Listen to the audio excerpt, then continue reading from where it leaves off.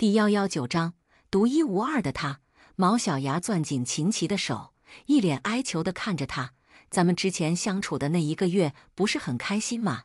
你还夸我变懂事、变贤惠了。你也喜欢贤惠的女朋友，不是吗？”听到毛小牙大言不惭说出这种话，秦琪眸色一沉，狠狠将他甩开。“我开心，是因为我以为你是我女朋友。如果我早知道你是个杀人犯，你以为我会多看你一眼吗？”毛小牙闻言拼命摇头：“不会的，你是喜欢我的，你明明就喜欢我。这个世界上有哪个男人不喜欢贤惠的女人？他凭什么否认这一点？再说一遍，我喜欢的是我女朋友，不是你。”秦琪的情绪也激动起来，看向毛小牙的眼神充满恨意。如果不是他和毛毛再过2年就结婚了。如果不是他，毛毛还能活很久很久。毛小牙被秦琪的反应吓了一跳，他垂下肩膀，想起第一次来到这个世界，看到另一个自己时的场景，目光一寸寸变冷。你喜欢他什么？喜欢他每天对你呼来喝去，还是喜欢他动不动就发大小节脾气？又或者是喜欢他衣服包包随便乱丢，把家里弄得像猪窝一样？实话告诉你吧，其实一开始我没想杀他的，是他不懂得珍惜，每天让你干这干那，把你当奴隶一样使唤。明明在我的那个世界里，我那么爱你，恨不得把你捧在手掌心。老天凭什么惩罚我，而不是他？他那么差劲，凭什么得到你的爱？你告诉我，他凭什么？毛小牙倏地抬高音量，他死死盯着秦琪，心里的妒意翻江倒海。他没说谎，第一次来到这个世界的时候，他是打过退堂鼓的，毕竟那是另一个自己，亲手杀掉自己的感觉，他根本不想体会。但当他发现这个世界的毛小牙脾气骄纵，还把日子过得一团糟的时候，心中的嫉妒便悄然萌芽。他不明白这个世界的毛小牙为什么不珍惜秦琪，更不明白上天为什么要让他承受那样的痛苦。他认为另一个自己根本不配得到秦琪的爱，于是在一个夜深人静的晚上，他把喝了迷药的毛小牙带走，抛尸在临江下游。因为是第一次杀人，他没有什么经验，杀人的时候浑身都在发抖，直到尸体沉到江底，还是慌得厉害。担心秦琪看出破绽，他去酒吧把自己灌醉。秦琪找到他的时候，他已经醉得不省人事，两人借着酒劲儿发生了关系。第2天醒来，毛小牙看着身边熟睡的男人，一下子就哭了。在他的世界里，秦琪意外死亡，他们连最后一面都没见到。每当他从睡梦中惊醒，看到身边空着的位置，心里都冷得厉害。他是孤儿，没有家人，秦琪是他唯一的依靠。他们在海洋馆相识，情投意合，将对方视为命中注定的另一半。可那场意外却带走了他的此生挚爱。所以当毛小雅看到秦琪躺在身边的那一刻，她忽然觉得一切都值了。让他杀人也好，做出违背天道的恶事也罢，只要能重新和秦琪在一起，他就心满意足了。之后的日子里，秦琪似乎没有发现他的异样，只是会在捧起他脸的时候偶尔皱眉，不知道在想些什么。为了弥补心里的亏欠，毛小雅变得十分贤惠，她包揽了全部家务，洗衣做饭，把所有的爱都倾注在秦琪身上。她以为他们会一直这样幸福下去，却不知秦琪早已经对他产生怀疑。他连线了男星的直播间，亲手将他编织的美梦摧毁。他恨命运，也恨秦琪。如果他能一直装傻，梦就不会碎，他就可以永远在这个世界生活下去。思绪回笼，毛小牙看到秦琪，忽然笑了出来，只不过是嘲讽的笑。你问我喜欢他什么？这个问题我可以回答你。毛毛虽然任性了一点，但他很可爱，也很真实。他喜欢撒娇，每次我们吵完架，他一撒娇，我就什么脾气都没有了。他喜欢喝奶茶，吃零食，发现自己胖了就哭鼻子。不过他很好哄，带他吃一顿火锅就又活蹦乱跳了。他看上去有些懒散，其实对工作很负责。有时候为了修出好看的照片，能熬夜到凌晨2、3点。他爱吃醋，看到我关注其他女 coser 会生气，但私底下又会偷偷去找那个 coser 帮我要签名照。他喜欢跟我拌嘴，还经常离家出走。不过他是路痴，不会走太远。回来的时候还会给我带最喜欢的烤红薯。他酒量很差，每次喝醉都会靠在我怀里，一遍遍说着非我不嫁。我爱毛毛，不是因为他比其他人完美，只因为他是毛毛，独一无二的毛毛。提起和毛毛相处的点点滴滴，秦琪心如刀绞。他的女朋友并不完美，甚至在外人看来有些骄纵跋扈，但就是这样一个不够完美的女朋友，会在他发烧的时候在他身边守上一夜，不厌其烦地给他换上几10次毛巾，会在他生日的时候穿着巨大的人偶服，把亲手做的蛋糕送到他公司楼下，会在他交不起房租的时候卖掉心爱的裙子帮他凑钱。他知道毛毛很爱他，他也很爱毛毛。哪怕这个世界上有再多的平行时空，他也只爱那一个毛毛而已。听到秦琪滔滔不绝地说了这么多，毛小牙终于意识到，秦琪爱的那个人跟他没有半点关系，即使他们有着相同的面孔、相同的名字，他也不是他。还有秦琪，他也不是那个世界爱着他的阿奇，他们只是在不同时空，注定无法相交的2条平行线而已。毛小牙难以接受这个现实，又不得不接受。他低下头，再次拿起那条红豆手链，紧紧攥在手里。这是阿奇送给他的生日礼物。他把这条手链带到这个世界，希望2个世界能因此重叠，变成他想象中的样子。但现实却是，他搞砸了。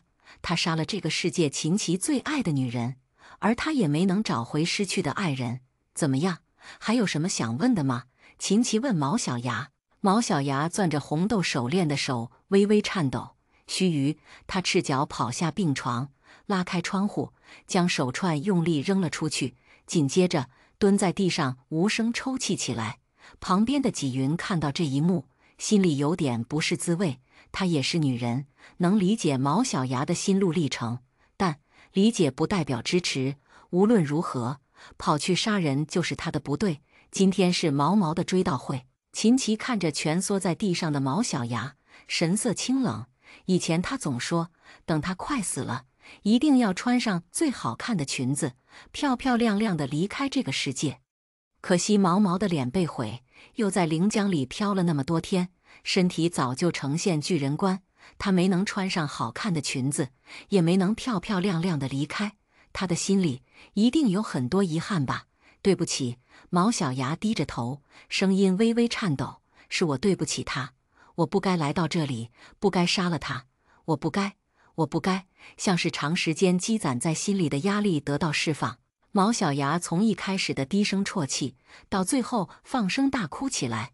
他哭自己的愚蠢，哭自己在一条不归路上走了这么久，直到刚才还妄想着能取代这个世界的毛小牙，和秦琪维持着表面关系继续相处下去。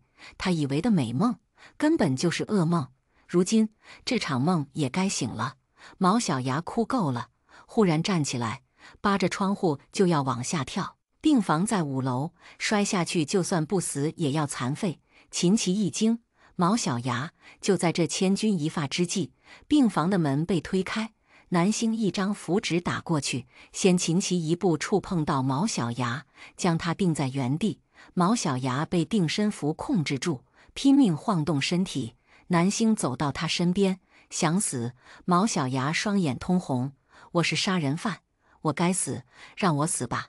他杀了这个世界的自己，理应以命抵命。南星叹了口气，你犯的罪，法律会给出公平裁判。但如果你选择自杀，就是助纣为虐，助纣为虐。南星见他不明白，只好问，你是不是喝过玄天给的东西？毛小牙想了想，点点头。他喂过我一滴指尖血，说这是进入平行时空的条件。你被他骗了。南星道，他给你喂指尖血，是在和你签订契约，只要你在2个世界都死亡，灵魂就会为他所用。你执念太深，如果在这个世界杀掉自己再自杀，就会形成一个因为执念而形成的死亡闭环。以这种方式死掉的魂魄会被炼成鬼使，死后也不得安宁，生生世世都要为玄天卖命，做他的傀儡。毛小牙不可思议地看着南星：“你的意思是，这一切都是玄天设计的？是也不是？”南星道：“你的想法没人能改变，他只是利用了你心里的贪念而已。”毛小牙闻言，心中怅然若失。他以为只要自己死了，就可以血债血偿，让这个世界毛小牙的灵魂得到安宁，却没想到他的行为都在玄天的掌控之中。所以，你还要自杀吗？南星问。毛小牙摇头：“不，我不要做玄天的傀儡。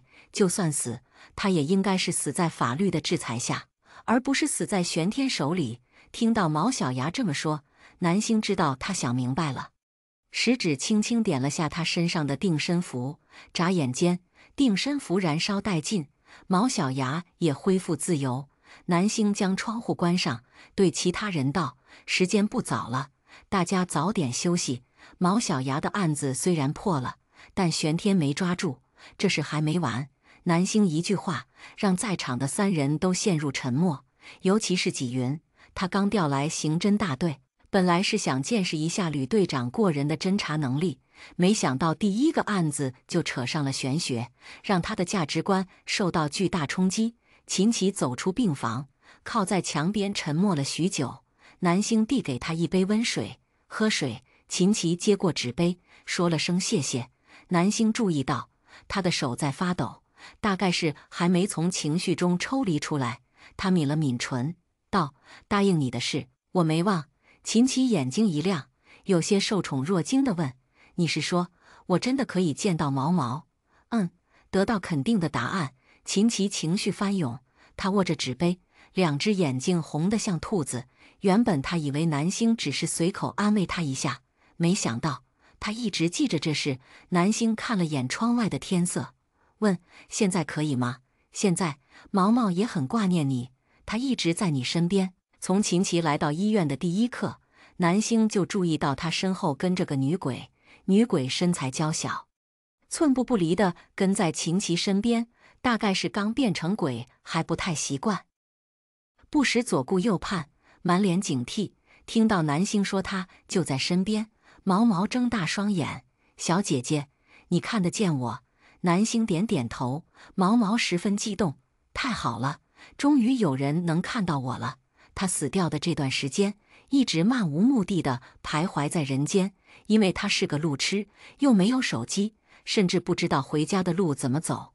今天遇到秦琪，纯属是个巧合。他在这附近转了很长时间，发现这家医院阴气很重，不自觉被吸引过来，结果就在楼下遇到了神色匆匆的秦琪。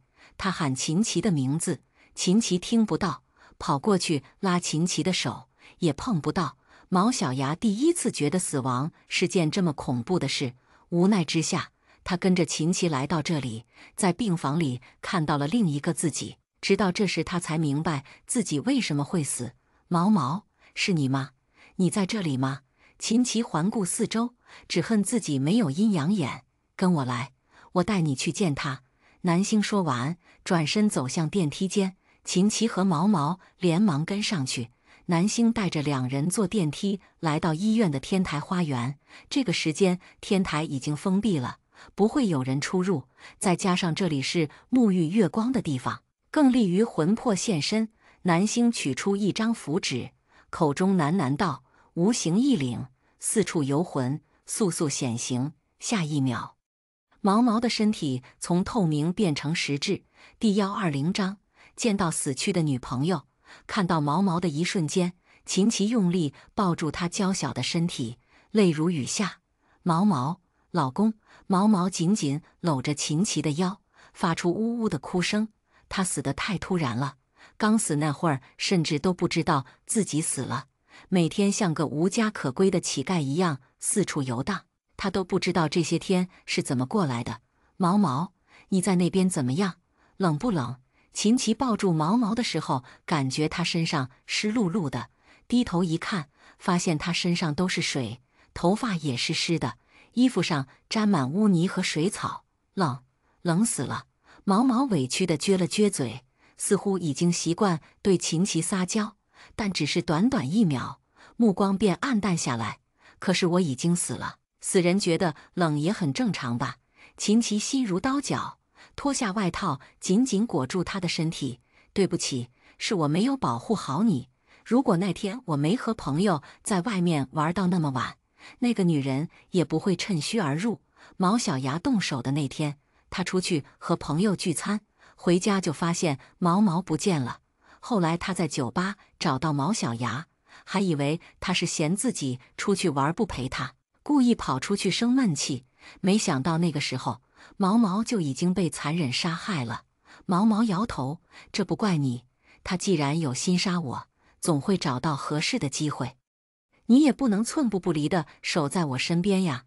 秦琪闻言更痛苦了，明明他的毛毛那么善良，从来没得罪过任何人，为什么要承受这样的无妄之灾？还有他这个大傻子，不仅没发现女朋友换人了，还跟那个女人，不管你怎么说，我都不会原谅自己的。秦琪紧紧攥住毛毛的手，你等着我，等我看到那个女人绳之以法，我就……后面的话秦琪没说完，毛毛却猜到了，他惊恐地捂住秦琪的嘴，呸呸呸，不许说这种话，你还这么年轻，一定要好好活着，听到没有？秦琪看着毛毛的眼睛，须臾将他的手拉下去。可是没有你在的世界，我不知道活着还有什么意义。他谈恋爱之后，朋友都说他恋爱脑，有了女朋友就忘了朋友。其实那是因为他知道毛毛是孤儿，在这个世界上无依无靠，只有他这么一个亲人，所以才在不知不觉中，他把重心都放到了毛毛身上。只是时间一长，两人的关系越来越紧密，他也越来越离不开毛毛。所以当他得知毛毛被害后，心里一下子就空了。秦琪，我不许你这么说。毛毛的表情忽然变得十分严肃。我们每个人都是独立的个体，都有活着的意义，谁也不是谁的附属品。我虽然不在了，但你还有家人，还有朋友，还有那么多关心你的人。我希望你能忘记我，好好活下去。听到毛毛这么说，秦琪扯出一抹无奈的笑。忘掉你，说得轻松，我脑子又没坏，怎么忘？他们之间有那么多美好的回忆，那些回忆早就扎根在他的心里了。毛毛似乎也觉得这个要求有点强人所难，叹了口气道：“忘不掉就算了，但还是要好好活下去的。毕竟做鬼一点意思都没有。人死之后，吃不了好吃的东西，穿不了好看的衣服，世间一切美好的事物都变得与他无关。这种感觉实在太糟糕了。他不想让秦琪跟着他一起受苦。”毛毛见秦琪的表情还有些犹豫，忽然想到什么，一本正经道：“对了，人死之后都是会转世投胎的，你就算殉情也没用，说不定下辈子咱们谁也不认识谁。万一你投胎成猪，还会被做成烤乳猪，被人大卸八块。要是更惨一点，连猪都当不了，变成苍蝇、臭虫什么的，只能在粪坑里捡屎吃。”秦琪本来还很难过，听到毛毛开始胡言乱语，终于还是忍不住，噗呲一声笑了出来。笑着笑着，眼眶又红了。他爱的女孩子永远都是这样，哪怕天塌下来，都能笑得很开心，好像任何困难都难不倒他。见两人依依不舍，南星看一眼时间，没有催促他们，而是转身走远，让他们趁这个时间好好道别。许久，南星回到天台，看到秦琪和毛毛相互依偎着坐在月光下。毛毛知道时间差不多了，起身对南星道：“小姐姐，我没有什么遗憾了，可以帮我转世投胎吗？”南星犹豫片刻，点点头。其实以他的能力，可以让毛毛在秦琪身边多停留一段时间，就像孟听兰那样，在观澜别墅里陪着霍九九，等霍九九完成心愿再离开。但显然毛毛并不打算久留，可能也是怕秦琪放不下他。毛毛，秦琪抓住毛毛的手，满眼不舍。虽然他已经答应毛毛会好好活下去，但实际上他还没有想好怎么面对接下来的生活。毛毛捏了捏他的掌心：“我走以后，记得把我那些衣服啊、周边啊什么都卖了，捐给山区的孩子，听到没有？”秦琪吸了吸鼻子：“可是那些都是你最喜欢的，人都死了，还留着那些东西干嘛呀？不如物尽其用，让他们发挥更大的价值。”秦琪强忍着心中的酸涩，点点头。旁边，南星已经准备就绪。毛毛站在月光下，牵着秦琪的手，嘴角噙着笑。他这一生虽然坎坷，但幸运的是遇到了真心爱他的人，对他来说这就足够了。毛毛，南星忽然叫他：“下辈子你会幸福的。”他通过毛毛的八字掐算出，下辈子他会有爱他的爸爸妈妈，每天都有吃不完的草莓蛋糕和穿不完的漂亮裙子，而他和秦琪也会在3世之后相遇，再续前缘。谢谢你，小姐姐。毛毛微微抿唇，眼底闪着泪光。南星取出符纸，掐诀点燃，随着超度口诀诵出，毛毛的身体化成一缕青烟，消失在无边的夜幕中。看着空荡荡的右手，秦琪怅然若失，感觉心都被掏空了一块。南星看出他的痛苦，道：“小秦，有件事我想请你帮忙。”秦琪愣了一下，问：“什么事？”“关于镜像世界，我认为玄天不止在你家开了那一个通道，他既然懂得如何招募鬼使，就一定还有其他目标。你的意思是？”99最近收到很多私信，其中有几个人说他们遇到了和你类似的事。作为这起案件的当事人，我想请你帮忙收集那些人的信息，看看他们的亲人、朋友是不是像你毛毛一样被替换了。秦琪闻言连忙道：“好，我愿意帮这个忙。他只是女朋友被替换了，都这么痛苦，要是那些人的父母、孩子被替换了，该是怎样的心情？那好，一会儿我让99把他们的联系方式发给你，这件事能不能水落石出就靠你了。”南星故意把这个任务说得很艰巨，因为他知道只有这么说，秦琪才会重新拾起活下去的勇气。两人正准备离开天台，南星忽然收到司环宇发来的信息：“妹妹，今天奶奶生日宴你怎么没来呀？有点事。”司环宇那边持续了好几秒的正在输入中，最后还是发了条语音过来：“奶奶在宴会上一直念叨你，你忙完了别忘了过去看看她呀。”“知道了。”南星回复完，便将手机揣回兜里。与此同时，城市的另一边，伴着引擎的轰鸣声，几辆机车停在白树山的山脚下。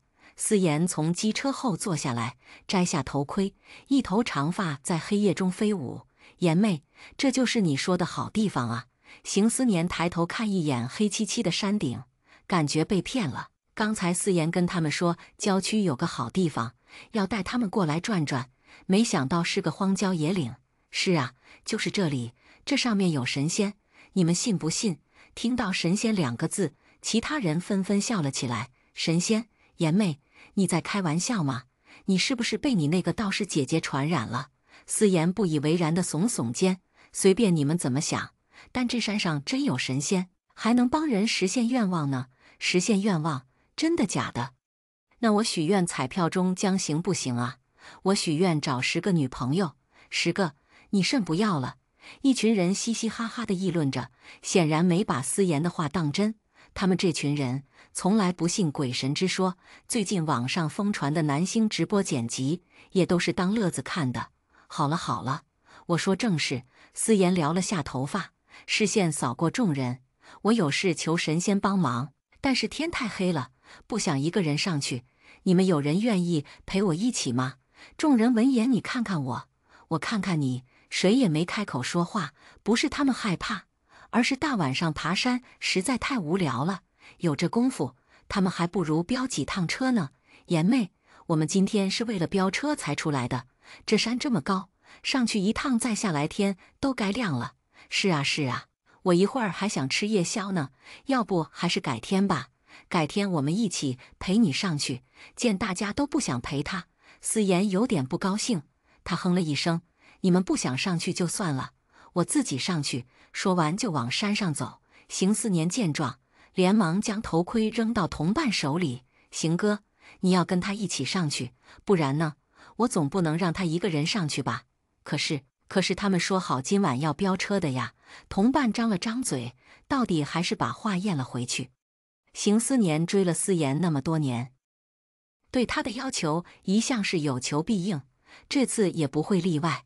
思妍往上爬了一段，一回头发现邢思年追上来了，嘴角一勾，他就知道邢思年不会放着他不管的。邢思年走到思妍身边：“你找神仙求什么？秘密？什么秘密？连我都不能告诉，咱俩什么关系啊？我凭什么告诉你？”思妍嘴上这么说，心里却很高兴。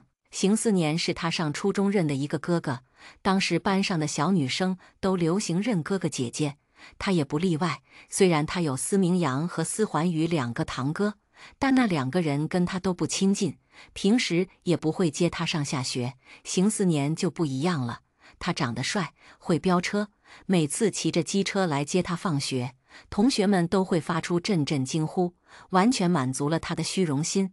但苏福雅很不喜欢他，觉得他就是个不务正业的小混混，所以高中3年，他和邢思年的关系从地上发展到了地下。在他看来，邢思年是个合格的备胎，因此也很愿意跟他相处。不知过了多久，两人终于爬到山顶。京城的初秋，冷风萧萧，邢思年脱下外套披在思妍身上，穿这么少，不怕感冒啊？思妍吐了下舌头：“你怎么跟我妈一样啰嗦？啰嗦还不是因为关心你，有了邢思年的陪伴。”思妍心里踏实多了，只是这荒郊野岭的山头，待久了还是有点瘆人。她拢紧身上的衣服，不自觉靠到邢思年身边：“怎么，害怕了？才没有呢，没有还往我身边靠。”邢思年笑了笑，伸手将思妍搂进怀里。思妍愣了一下，没有拒绝。两人很快就找到那座破败的寺庙。邢思年皱了皱眉：“这里面这么破，真的有神仙吗？”“当然有了，我骗你干什么？”思妍对此深信不疑。想到一会儿要求地藏仙办的事，思妍觉得让邢思年听见不太好，于是对他说：“邢哥，你能在外面等我吗？”“行啊。”邢思年不假思索，虽然他不信邪，但眼前这座寺庙不知道为什么给人一种很晦气的感觉。“那你不许走远哦。”“放心吧，我就在这待着。”邢思年说着，坐在旁边的石头上，掏出手机刷了起来。思妍这才放下心来，他做了个深呼吸，一个人走进寺庙。寺庙里一片漆黑，唯一的光源是外面的月亮。思妍抱紧2条胳膊，感觉身上凉飕飕的。所幸邢思年放视频的声音很大，隔着老远也能听到他刷视频的声音，思妍心里才没那么害怕。第121章，成立特殊案件调查处。借着大门透进来的微光，思妍摸索到一座神像前面。神像十分高大，头部隐匿在黑暗中，看不清轮廓。思妍也不管其他，直接跪在面前的蒲团上。他不知道地藏仙长什么样，但既然司浩是来这里求的神仙，这里又只有一尊神像，那肯定是面前这个没错了。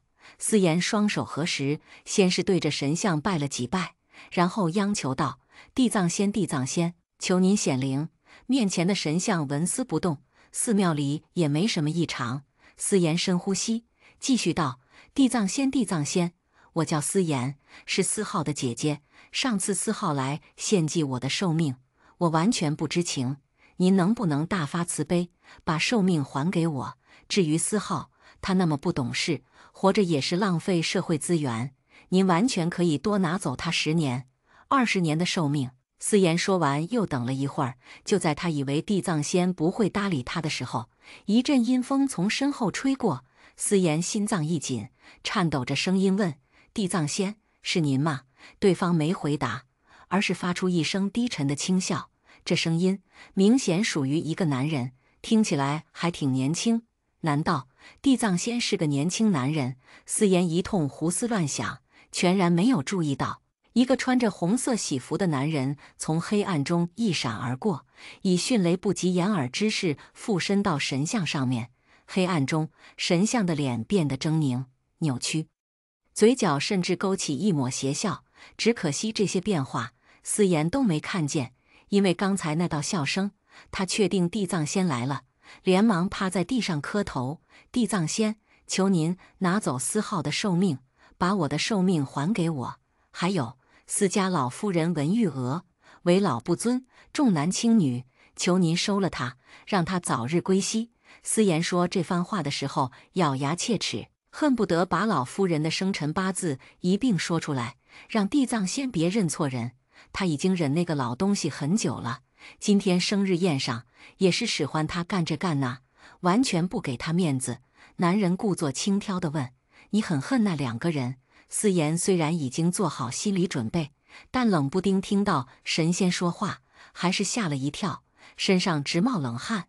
他鼓起勇气，一字一句：“是他们先对不起我的，我只是想让他们受到惩罚。”这样啊？男人的声音空灵悠扬：“我可以帮你实现愿望，但前提是你得把你的香囊送给我。”思妍一愣：“香囊？是啊，你不愿意吗？”思妍怎么也没想到，地藏仙竟然会跟他提出这种要求。他摸了摸脖子上挂着的香囊，表情有些犹豫。这香囊是七药大师给他招桃花用的，苏福雅千叮咛万嘱咐，让他把香囊带在身上，要是弄丢了，免不了挨一顿骂。怎么，不舍得吗？男人轻笑：“不舍得就算了，你去找别人吧。”“不，我舍得，我舍得。”见地藏仙要走，思妍连忙妥协。他将香囊从脖子上摘下来，小心翼翼放在供台上。香囊没了可以再求，但地藏仙要是不帮忙，他这一趟就白跑了。“好，你的香囊我收下了。”男人说完，香囊瞬间消失得无影无踪。思妍不可思议地睁大双眼，这下他确定对面一定是神仙了。“我现在可以走了吗？”思妍小心翼翼地问。“可以，谢谢，谢谢地藏仙。”思妍如释重负，拔腿就往外跑。待思妍的身影跑远，身穿喜服的男人从神像里出来，将香囊挂在自己的脖子上，勾唇微微一笑。原本他只是路过这里，没想到还轻轻松松讨到个老婆。思妍气喘吁吁地跑出寺庙，看到守在门口的邢思年，长长的松了口气。邢思年收起手机：“怎么跑这么急？是被神仙吓着了？”思妍摇了摇头：“他没吓我，是他自己太胆小了。”邢思年也没问他许了什么愿，只道今天太晚了，回市区估计都凌晨了，不如在附近找家宾馆吧。思妍闻言眯了眯眼：“邢哥，我怎么觉得你没安好心呢？”邢思年闻言啧了一声：“我要是没安好心，还能等到现在，早把你吃干抹净了。”思妍看了眼时间，想着这个时间回家可能会惊动老夫人，干脆答应了邢思年的提议。两人下山后，在附近找了一家宾馆，开了一个标间。邢思年也确实如他所说，什么都没对思妍做，洗了个澡就躺到自己床上了。没多久，便发出微弱的鼾声。倒是思妍躺在床上辗转反侧，不知道为什么，他总觉得心里不踏实。可能是因为地藏仙答应他，答应得太轻易了，他甚至都没有提出什么其他刁钻的条件，只是要走他一只香囊。而且话说回来，神仙要他的香囊做什么呢？思妍想着想着，终于有点困了，他打了个哈欠，昏昏沉沉进入梦乡。午夜时分，思妍忽然感觉身后传来一阵细细簌簌的动静。一开始他没当回事，以为自己是在做梦，但随着身后的动静越来越大，思妍开始觉得不对劲，直到她感觉自己的被子被掀开，一具冰凉的身体贴上来，顿时从睡梦中惊醒。她疼得从床上坐起来，大喊：“邢思年，你干什么？”漆黑的房间里，伸手不见五指。思妍只觉得对面床上传来翻身的声音，紧接着台灯打开，邢思年顶着一双惺忪睡眼，奇怪地问：“怎么了，妍妹？”看到邢思年还在他的床上，思妍有些惊讶，他刚才不是在钻他的被窝吗？邢思年，我怎么了？你刚刚没来我床上，什么意思？邢思年睡得正迷糊，根本听不懂思妍在说什么。思妍看到他茫然的表情，也觉得奇怪。他抿了抿唇道：“你刚才不是上我床了吗？还钻我被窝了？什么玩意？你做梦了吧？不可能，绝对不是做梦，那就是闹鬼了。”邢思年道：“我一直睡觉呢，根本没上过你的床。你叫我名字的时候，我都还在床上。你又不是没看见。”他是看见了，但比起邢思年爬他床，他更接受不了这个房间里有鬼。好了，妍妹，你就是太累了，别胡思乱想。邢思年心疼思妍，下床给她倒了杯水，又安慰她半天。思妍喝完水，重新躺下。他以为这次肯定能一觉睡到天亮，谁知半梦半醒间，又感觉有人爬上他的床。这次更过分，直接从后面抱住了他。思妍想叫，却发不出声音，身体被男人牢牢控制着，毫无还手之力。男人掐着她的腰，一寸寸吻上她的脖颈，冰凉的触感令她浑身战栗。第二天，思妍醒来的时候，刚好看到邢思年从外面回来，手里拎着刚买的早餐。想起昨晚发生的事，他一个鲤鱼打挺坐起来，红着眼睛道：“邢思年，我真没想到你是这种人。”邢思年愣在原地，我又怎么了？他怕思妍饿着，一大早出去给他买早饭，结果他就是这个反应。你还有脸问我？思妍用被子把自己裹紧，声音哽咽：“昨天晚上你对我……”邢思年只觉得莫名其妙。我不是说了吗？我没上你床，不是你是谁？思妍一口咬定是他干的。昨晚我喝了你给我倒的水，很快就睡着了。半夜你对我做那种事的时候，我也没力气反抗。言外之意，他在水里下了东西。邢思年简直冤枉死了。思妍，你要是对我有意见，可以直说，没必要给我泼这种脏水。我没有，明明就是你。思妍也很委屈，为了证明自己说的是实话，思妍扯开衣领，露出被男人亲吻的地方。你看，我身上是不是还有印子呢？昨晚邢思年欺负她的时候，又凶残又霸道，她差点都疼哭了。邢思年本来觉得思妍只是睡迷糊了，把梦境当成了现实，却没想到她脖子上真的有印子。看到邢思年的反应，思妍知道他猜对了，顿时激动起来。邢思年，你对我做这种事，要是让别人知道了，我还怎么嫁人啊？邢思年的大脑飞速旋转，他非常确定自己没有对思妍做任何事。那他脖子上的印子是哪来的？难道他昨晚和其他人发生了关系，然后栽赃到他头上？想到这，邢思年不禁冷笑：“思妍，你是觉得我脾气好，什么都能忍是吗？你说什么？你和别人鬼混还赖到我头上，想让我当接盘侠？”邢思年不能接受他一直不舍得碰的女人，竟然在他眼皮子底下跟别人睡了。他强忍住心头的怒火，将早餐扔进垃圾桶，转身扬长而去。看着男人离开的背影，思妍整个人都愣住了。他怎么意思？睡完他就一走了之？他堂堂思家二小姐，怎么能被人这么玩弄？思妍气咬牙切齿，拿起手机打给袁龙。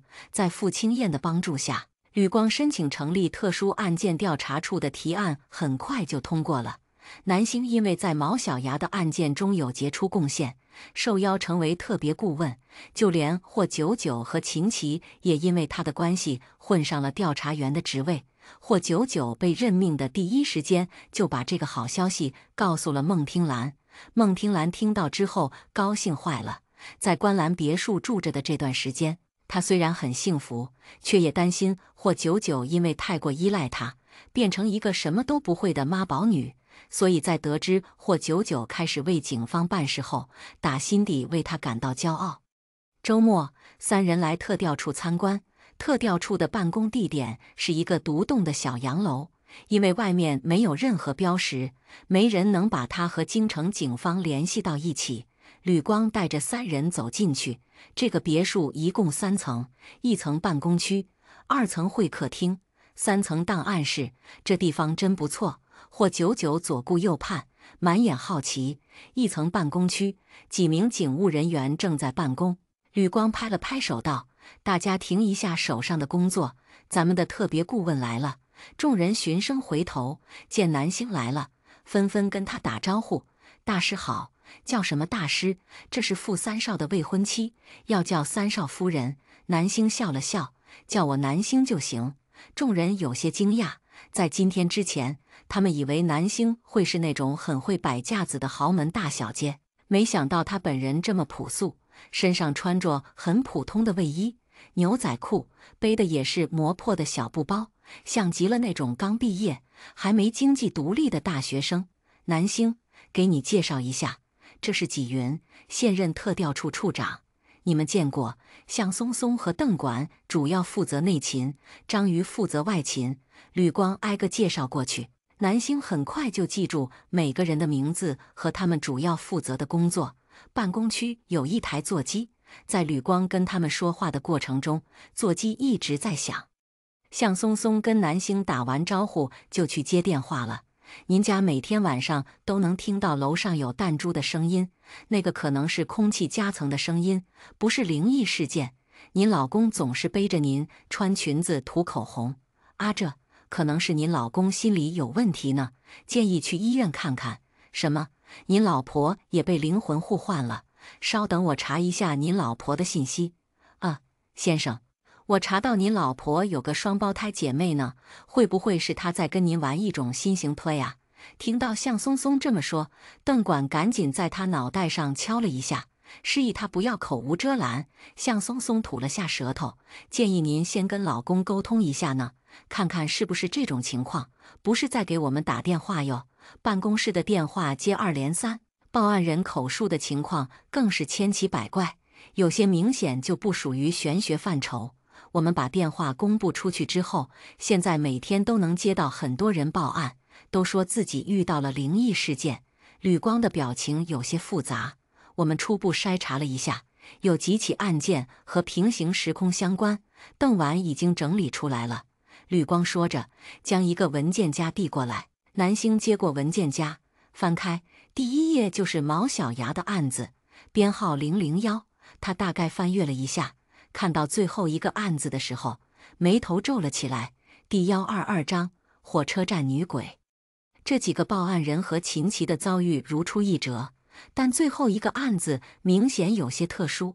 报案人是一个已经工作的女孩，她说感觉自己的母亲也被替换了，但替换的时间是在她上小学的时候。前面那几个案子几乎都发生在今年，最远也是去年，不出意外应该都是出自玄天之手。但这个女孩的母亲如果是在她上小学时被替换的，那么距离现在至少已经过去20年了。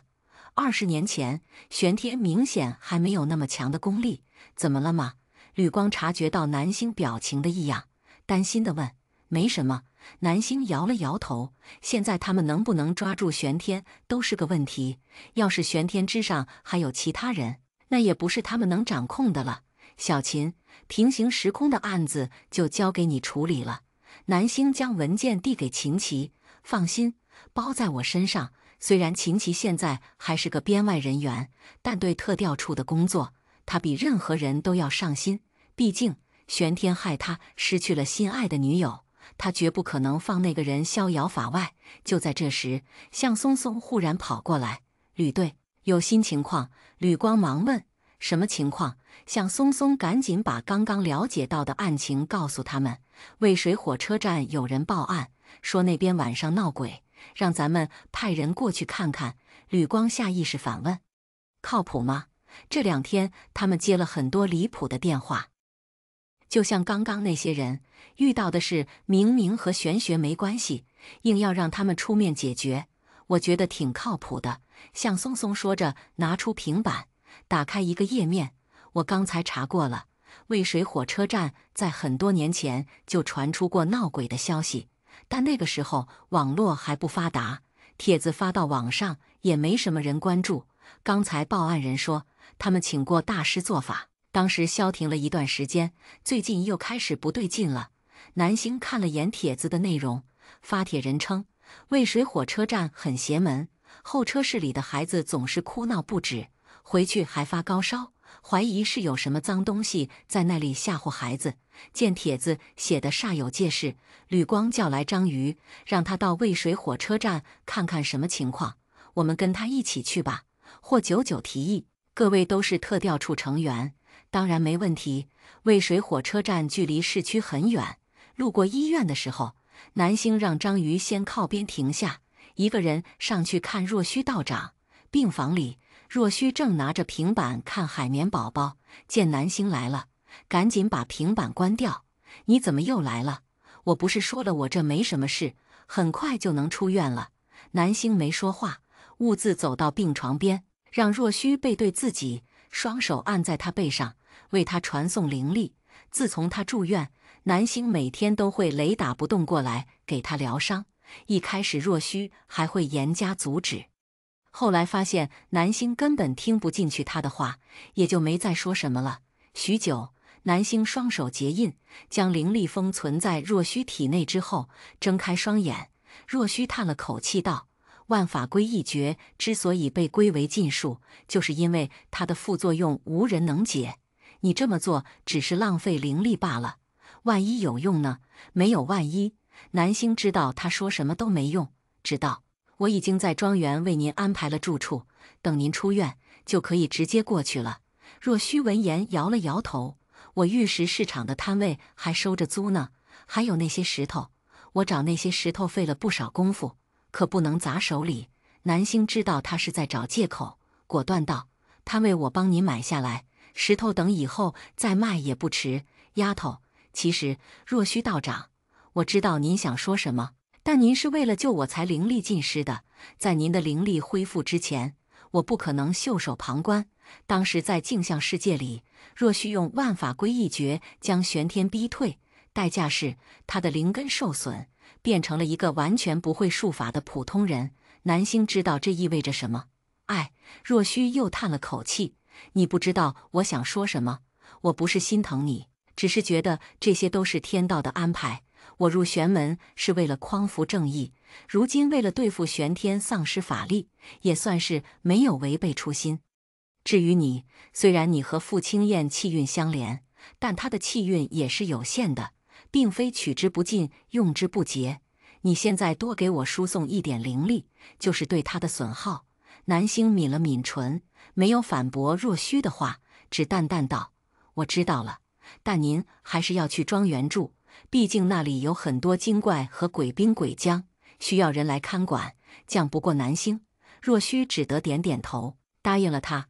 南星从医院出来，回到张瑜的车上，霍九九兴冲冲道：南星，我刚才跟火车站那边联系了一下，他们同意咱们全程直播。南星闻言有些意外，但很快反应过来，渭水火车站闹鬼已经不是秘密，他们应该也想借这个机会给大众一个交代。1小时后，车子开到渭水火车站，趁张瑜给报案人打电话，霍九九火速打开直播间。粉丝们见星辰不宜开播了，乌泱泱的涌进来，没一会儿直播间里就有好几千人了。各位粉丝宝宝们，好久不见！霍九九向粉丝们打招呼。大师终于开播了！我记得你们上一次直播还是在上一次，这么多天没播，去哪里逍遥快活了？霍九九清了清嗓子：我们呢，可是办了件大事呢。什么大事？说来听听。毛小牙的案子怎么样了？解决了吗？那个和毛小牙长得一模一样的女人是从哪儿来的？这几天粉丝们都在讨论秦琪的事，每天都有很多人给霍九九发私信，问他案件进展。可见外界对这个案子的关注度还是非常高的。毛小牙的案子已经破了，之后我们会找个时间，让秦琪专门给大家讲述事情的来龙去脉。现在不行拿，小九好像是在外面呢。星星呢？星星在你边上吗？小九，你把镜头转一下，我想看星星。我也要，我对星星的思念之情如滔滔江水连绵不绝。霍九九被直播间的粉丝逗笑，连忙调转镜头，让南星入镜。镜头里，南星安静地站在那里，波澜不惊的眸子注视着远处来来往往的行人。南星，跟粉丝们打个招呼。南星闻言转过头，对着镜头微微一笑：“大家好。”少女声音清浅，阳光打在她身上，将她纤细挺拔的身体笼罩在一圈恰到好处的光晕里。啊，星星还是一如既往的美丽。主播不愧是豪门千金，就算套个麻袋在身上都好看。嗨嗨，也不是所有豪门千金都好看，只是星星的气质比较独特罢了。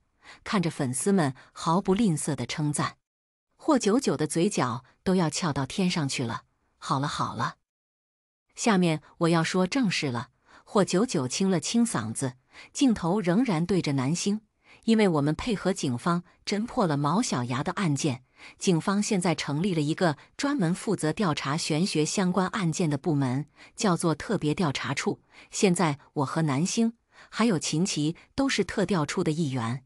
哇，这么厉害吗？真想不到，有朝一日玄学也能被官方重视啊！我还是想知道毛小牙的案子是怎么破的，什么时候能让秦琪来讲？今天肯定不行了，因为我们有另一件重要的事要处理。霍九九切入主题，我们现在是在渭水火车站。刚刚我们接到火车站的人报案，说这边发生了灵异事件。听到灵异事件4个字，直播间的网友们顿时兴奋起来。闹鬼呀！我最喜欢闹鬼了，所以今天不连线网友，改直播破案了。好爷，我喜欢这种直播，比看人算命更有意思。等等，渭水火车站是那个又名娃见愁的火车站吗？娃见愁什么鬼？这题我会。渭水火车站闹鬼的事，几年前就上过新闻，说是那边的候车大厅很邪门，很多小孩子去了都哭闹不止，像见了鬼一样。那大人呢？大人没事吗？大人当然没事啊，要不怎么说是娃见愁呢？渭水火车站，我姑姑在那边上班，她说那里有个女鬼专门吓唬小孩子，还给他们糖吃，要是哪个小孩子把糖吃了，就会被女鬼带走。这么吓人啊！快快快，我瓜子花生啤酒已经准备好，今天的直播必不能让我失望。霍九九原本只是想尝试一下这种直播方式，没想到粉丝们还挺买账，有几个大佬甚至开始刷起礼物。其中一个 ID 尤其显眼，山金赚大钱打赏了10艘游艇，山金赚大钱打赏了20个浪漫之心，山金赚大钱打赏了50座幸福花园。看着屏幕上接连不断的特效，霍九九眼珠子都快掉到地上了。这个山金大哥肯定是个超级土豪吧？谢谢大家的礼物。那个山金大哥，你其实不用打赏那么多的，我和星星不缺钱，你稍微意思一下就行了。霍九九之所以这么说，也是担心，万一这个山金只是普通上班族，把工资都拿来打赏了，那就太不值当了。毕竟他和南星是真的不缺钱，也不指望靠直播发财。人家山金哥喜欢你们，愿意送，你们就收着呗。第一次来，请问主播是当代碧螺春吗？就是啊，这年头谁直播不是为了赚钱？最不喜欢又当又立的人。管理员，快把上面那2个踢出去。说主播又当又立的，麻烦你们先去搜索一下思氏集团和霍氏集团，以及这家直播平台的股东是谁。好了，踢出去了，这下终于清静了。与此同时，一直沉默刷礼物的山金赚大钱顶着 VIP 皇冠悠悠发出一句：“我也不缺钱。”短短5个字，让直播间粉丝酸得满地找牙。谁能想到，看个玄学直播还被土豪们秀了一脸？好吧，但我还是想说，打赏需节制，因为有一半的费用都会被平台扣除哦。霍九九话音刚落，一个穿着制服的中年女人从远处走了过来。你们好，我是这个火车站的工作人员，田芳，你们可以叫我芳姐。田芳视线一转，看到南星的时候，眼睛一亮。啊，你就是那个直播算命出圈的大师吧？星辰不移，我看过你的直播。南星微微颔首。你好。田芳见南星也来了，顿时放下心来。最近这段事件星辰不疑上了很多次热搜，实力有目共睹。如果是他来协助调查，肯定不会敷衍了事。他一边带3人往办公室走，一边道：“我们其实在几年前就报过案了，但当时没有特殊部门接管，就不了了之了。后来我们又联系媒体，通过媒体找到大师做法。大师做法以后，这边确实没再出现灵异事件。但这段时间又开始了，而且比之前更严重。”南星问：“具体遇到了什么灵异事件？”田芳做了个吞咽的动作，凑到南星身边。这个火车站有一个女鬼，经常3更半夜出来游荡。最近我们夜里值班的几个同事都遇到她了。昨天我值夜班的时候去上厕所，忽然听到有人进来，我以为是同事，就跟他打了个招呼，说我也在这。结果他没理我，走路的步子也很怪，就是那种步履蹒跚的，脚拖着地的感觉。然后我就不敢说话了嘛，想看看他到底想干嘛。姐妹们，现在明明是白天呢，我怎么有点害怕？这种鬼故事我听多了，早就免疫了。害怕的姐妹可以放一首《好运》来当 BGM， 亲测有效。田芳看不到直播间的评论，继续道：“我蹲在那里，先是听到他开门的声音，以为他要上厕所，但他没进去，安静了几秒，又去开下一个门。我是在最里面那个坑位，他把所有门都开过之后，就来到我的隔间前面。第123章，女鬼送给他一颗糖。然后呢？”张宇显然也入迷了，催着田芳往下讲。他开你门了吗？田芳摇了摇头，他没开，但是在我门口站了好久，当时我都要吓死了。你能懂那种感觉吗？3更半夜，门外站着的不知道是人是鬼，又不说话，要不是他胆子大，估计已经吓没了。我懂。张瑜一脸严肃。总之他在门口站了挺长时间，差不多有5分钟吧，然后就离开了。所以你没见到他？没有。有没有可能是谁在恶作剧？不可能。田芳非常笃定。今天一早我就找人调了监控，视频里我在凌晨3点多去了一趟厕所，这个对得上。之后就再没有人进去过了。而且田芳抿了抿唇，而且监控拍到厕所门前后2次自己打开又关上，正好对应了那个女鬼进来又出去。我擦，这就有点奇怪了。有什么奇怪的？就是闹鬼而已呀。主播之前还在直播间让鬼现身了呢。我是说那个女鬼的行为奇怪，你们不觉得她是在找什么吗？张瑜越听越觉得毛骨悚然，他摸了摸胳膊上的鸡皮疙瘩，问：“厕所在哪儿？能带我们过去看看吗？”没问题。很快，田芳领着他们来到女厕所门口。估计是因为昨晚刚发生灵异事件，女厕所的门贴上了维修中的标识，禁止入内。南星站在门口站了一会儿，没有感觉到什么阴气，想来是因为火车站人来人往，鱼龙混杂，淡化了女鬼的气息。就在这时，一个同样穿着制服的男人气喘吁吁跑过来：“芳姐，他们是特调处的人吗？”“是啊。”“太好了。”男孩调整了一下呼吸，向3人介绍自己：“我叫侯北，是这里的站务员。大厅那边有个案子，想请各位过去看看。”田芳闻言皱了皱眉：“小侯啊，你是不是搞错了？特调处是负责调查灵异事件的，其他案子不归他们管，就是灵异事件。”侯北有些着急，3言2语说不清楚。“芳姐，你跟着一起过去就知道了。”众人跟随侯北来到火车站的监控室，一进门，南星看到里面站了很多人，个个表情严肃。侯北对着其中一个头发花白的男人道：“站长，他们就是特调处的人。”男人闻言走到他们面前：“你们好，我是渭水火车站站长吴春旺。”“您好。”因为事情比较紧急，吴春旺没有过多寒暄，直接向他们介绍了一下现在的情况。2个小时之前，一个小女孩从候车大厅的楼梯上摔下去，当场昏迷。我们刚才调了一下现场监控，发现了很奇怪的事情。吴春旺操控鼠标，拖动视频进度条，霍99赶紧将手机对准监控画面，让网友们一起沉浸式破案。监控对准的地方正是候车大厅的楼梯。小女孩原本是在楼梯下面站着的，忽然抬头往上看了一眼，然后小跑着上楼，在2楼平台上停下脚步。视频到这里都没什么问题，但是下一秒，奇怪的事情发生了。只见小女孩忽然开始对着空气说话，还露出天真无邪的笑容。忽然，她对着空气伸出手，因为监控的清晰度不够，看不清楚是在做什么。接下来，小女孩又对着空气说了几句话，然后开开心心下楼去了。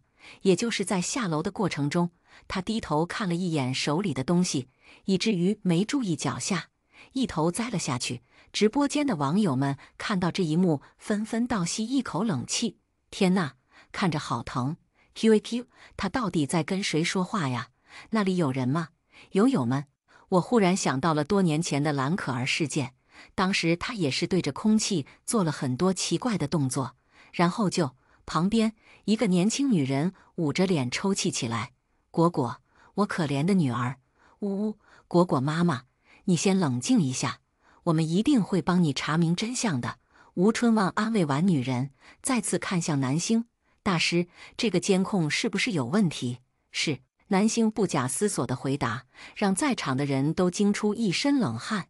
虽然渭水火车站传闹鬼不是1天2天了，但之前那个女鬼不过是吓唬吓唬小孩子，没对他们做出什么实质性伤害。这还是第一次有孩子摔成重度昏迷，所以我家果果真的是在跟鬼说话吗？女人迫不及待地问。南星点点头，这段监控视频里的阴气很重，你女儿应该是接了他给的糖，才不小心掉下去的。糖？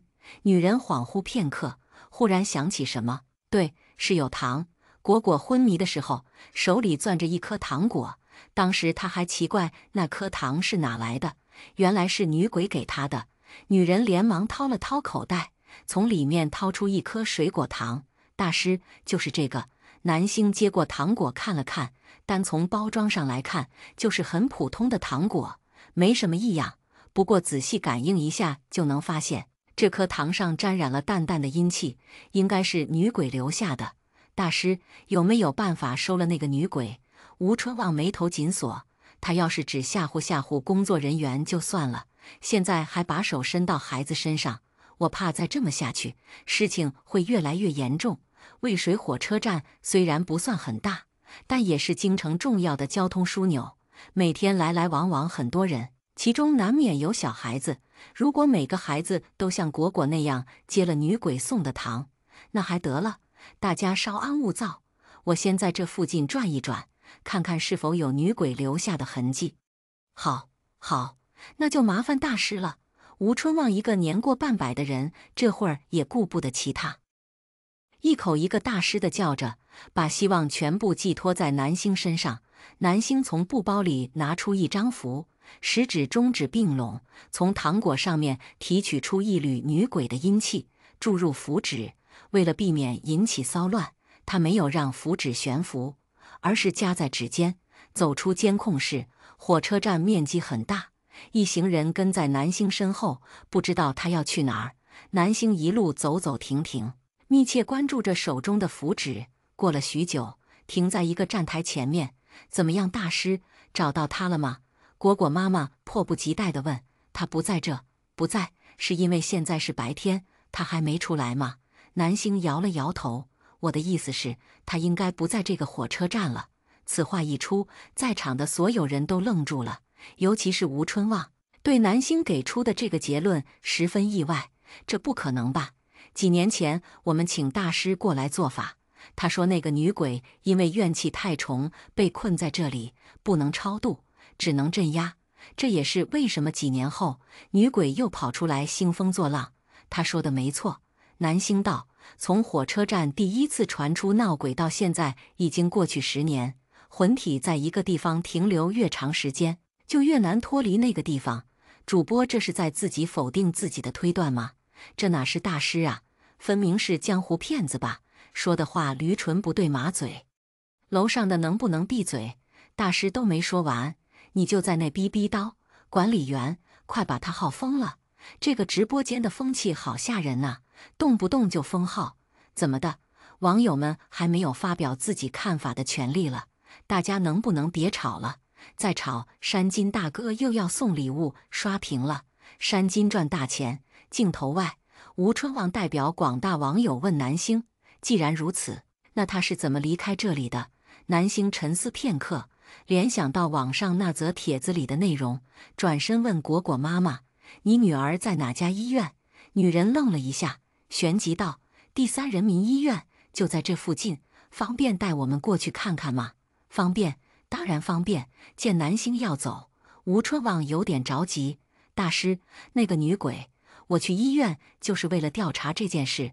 南星语气平静，有进展的话，会第一时间通知您。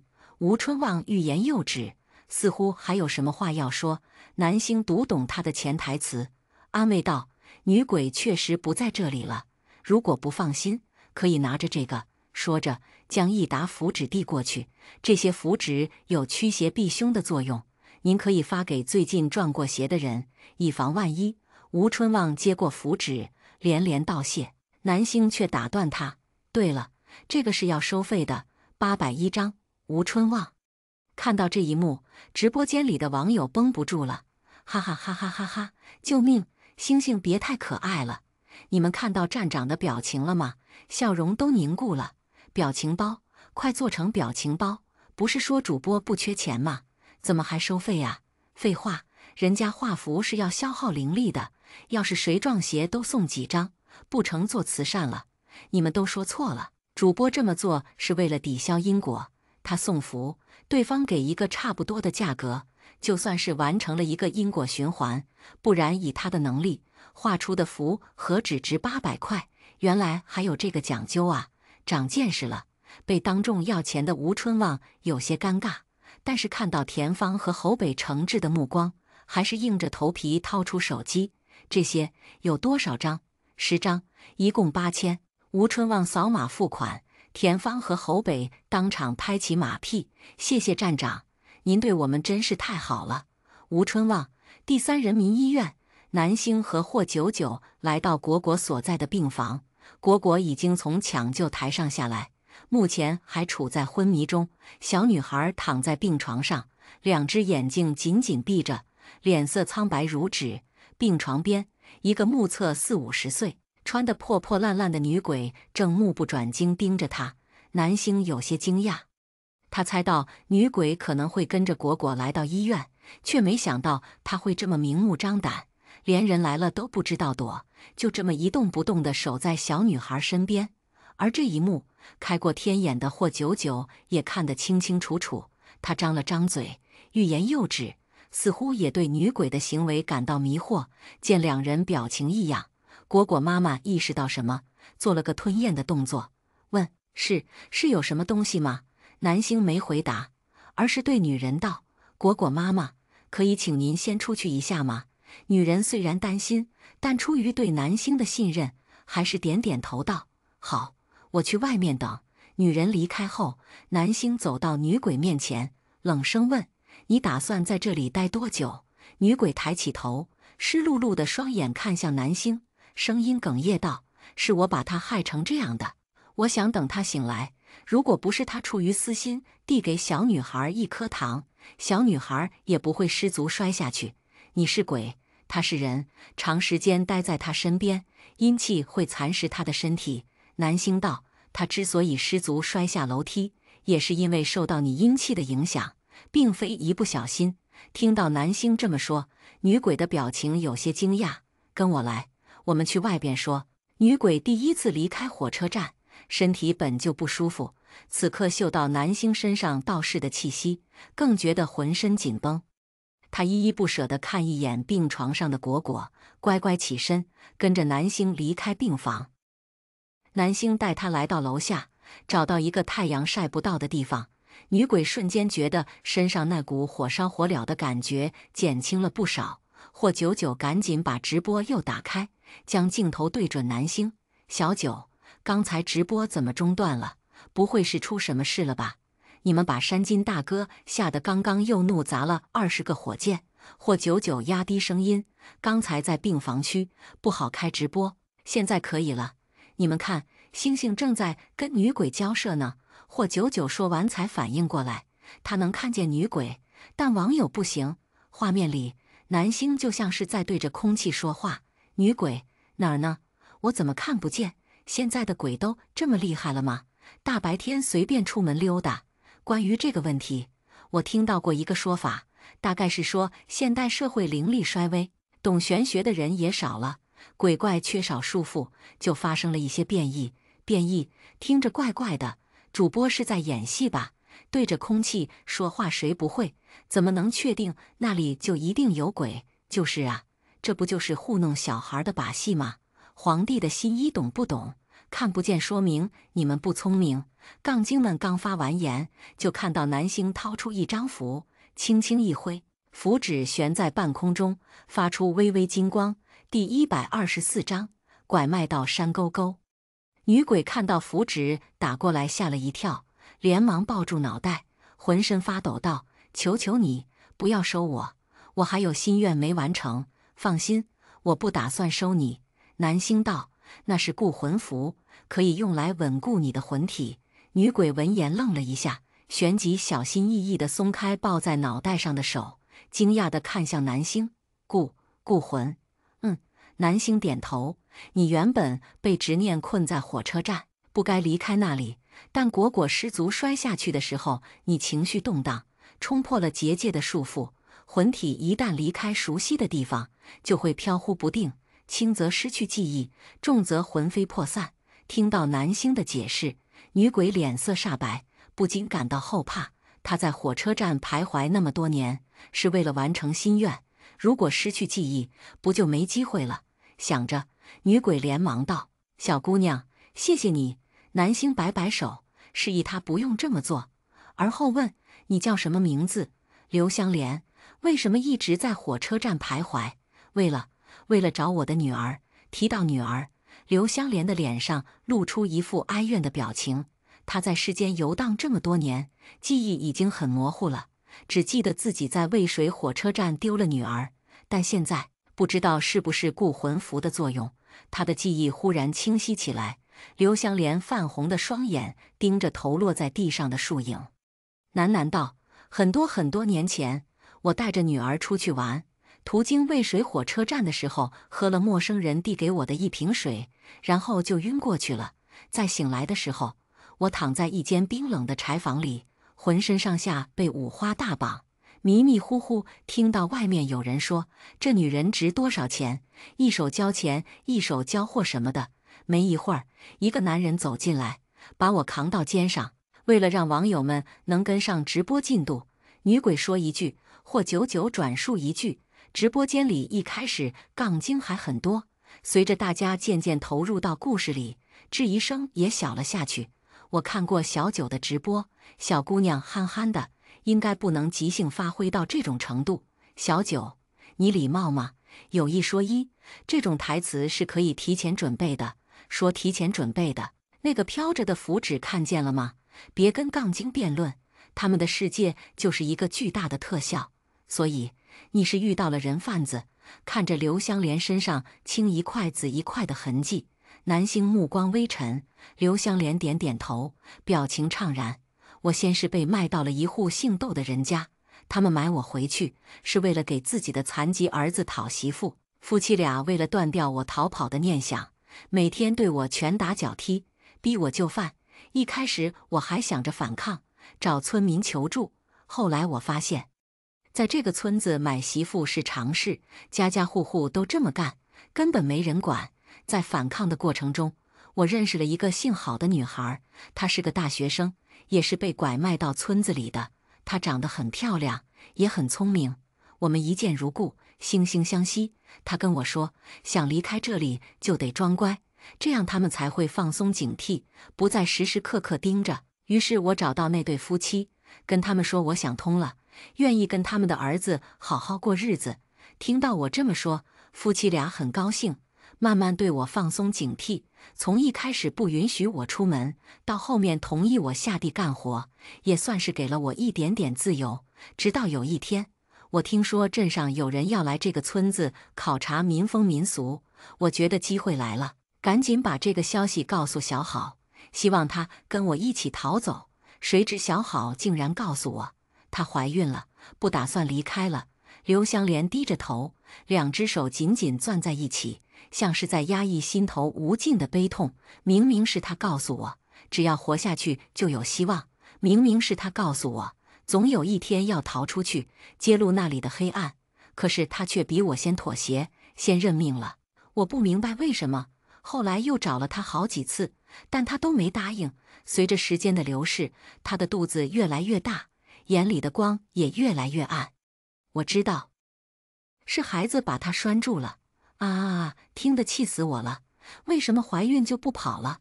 我看有些7、8个月的还跑出去了呢。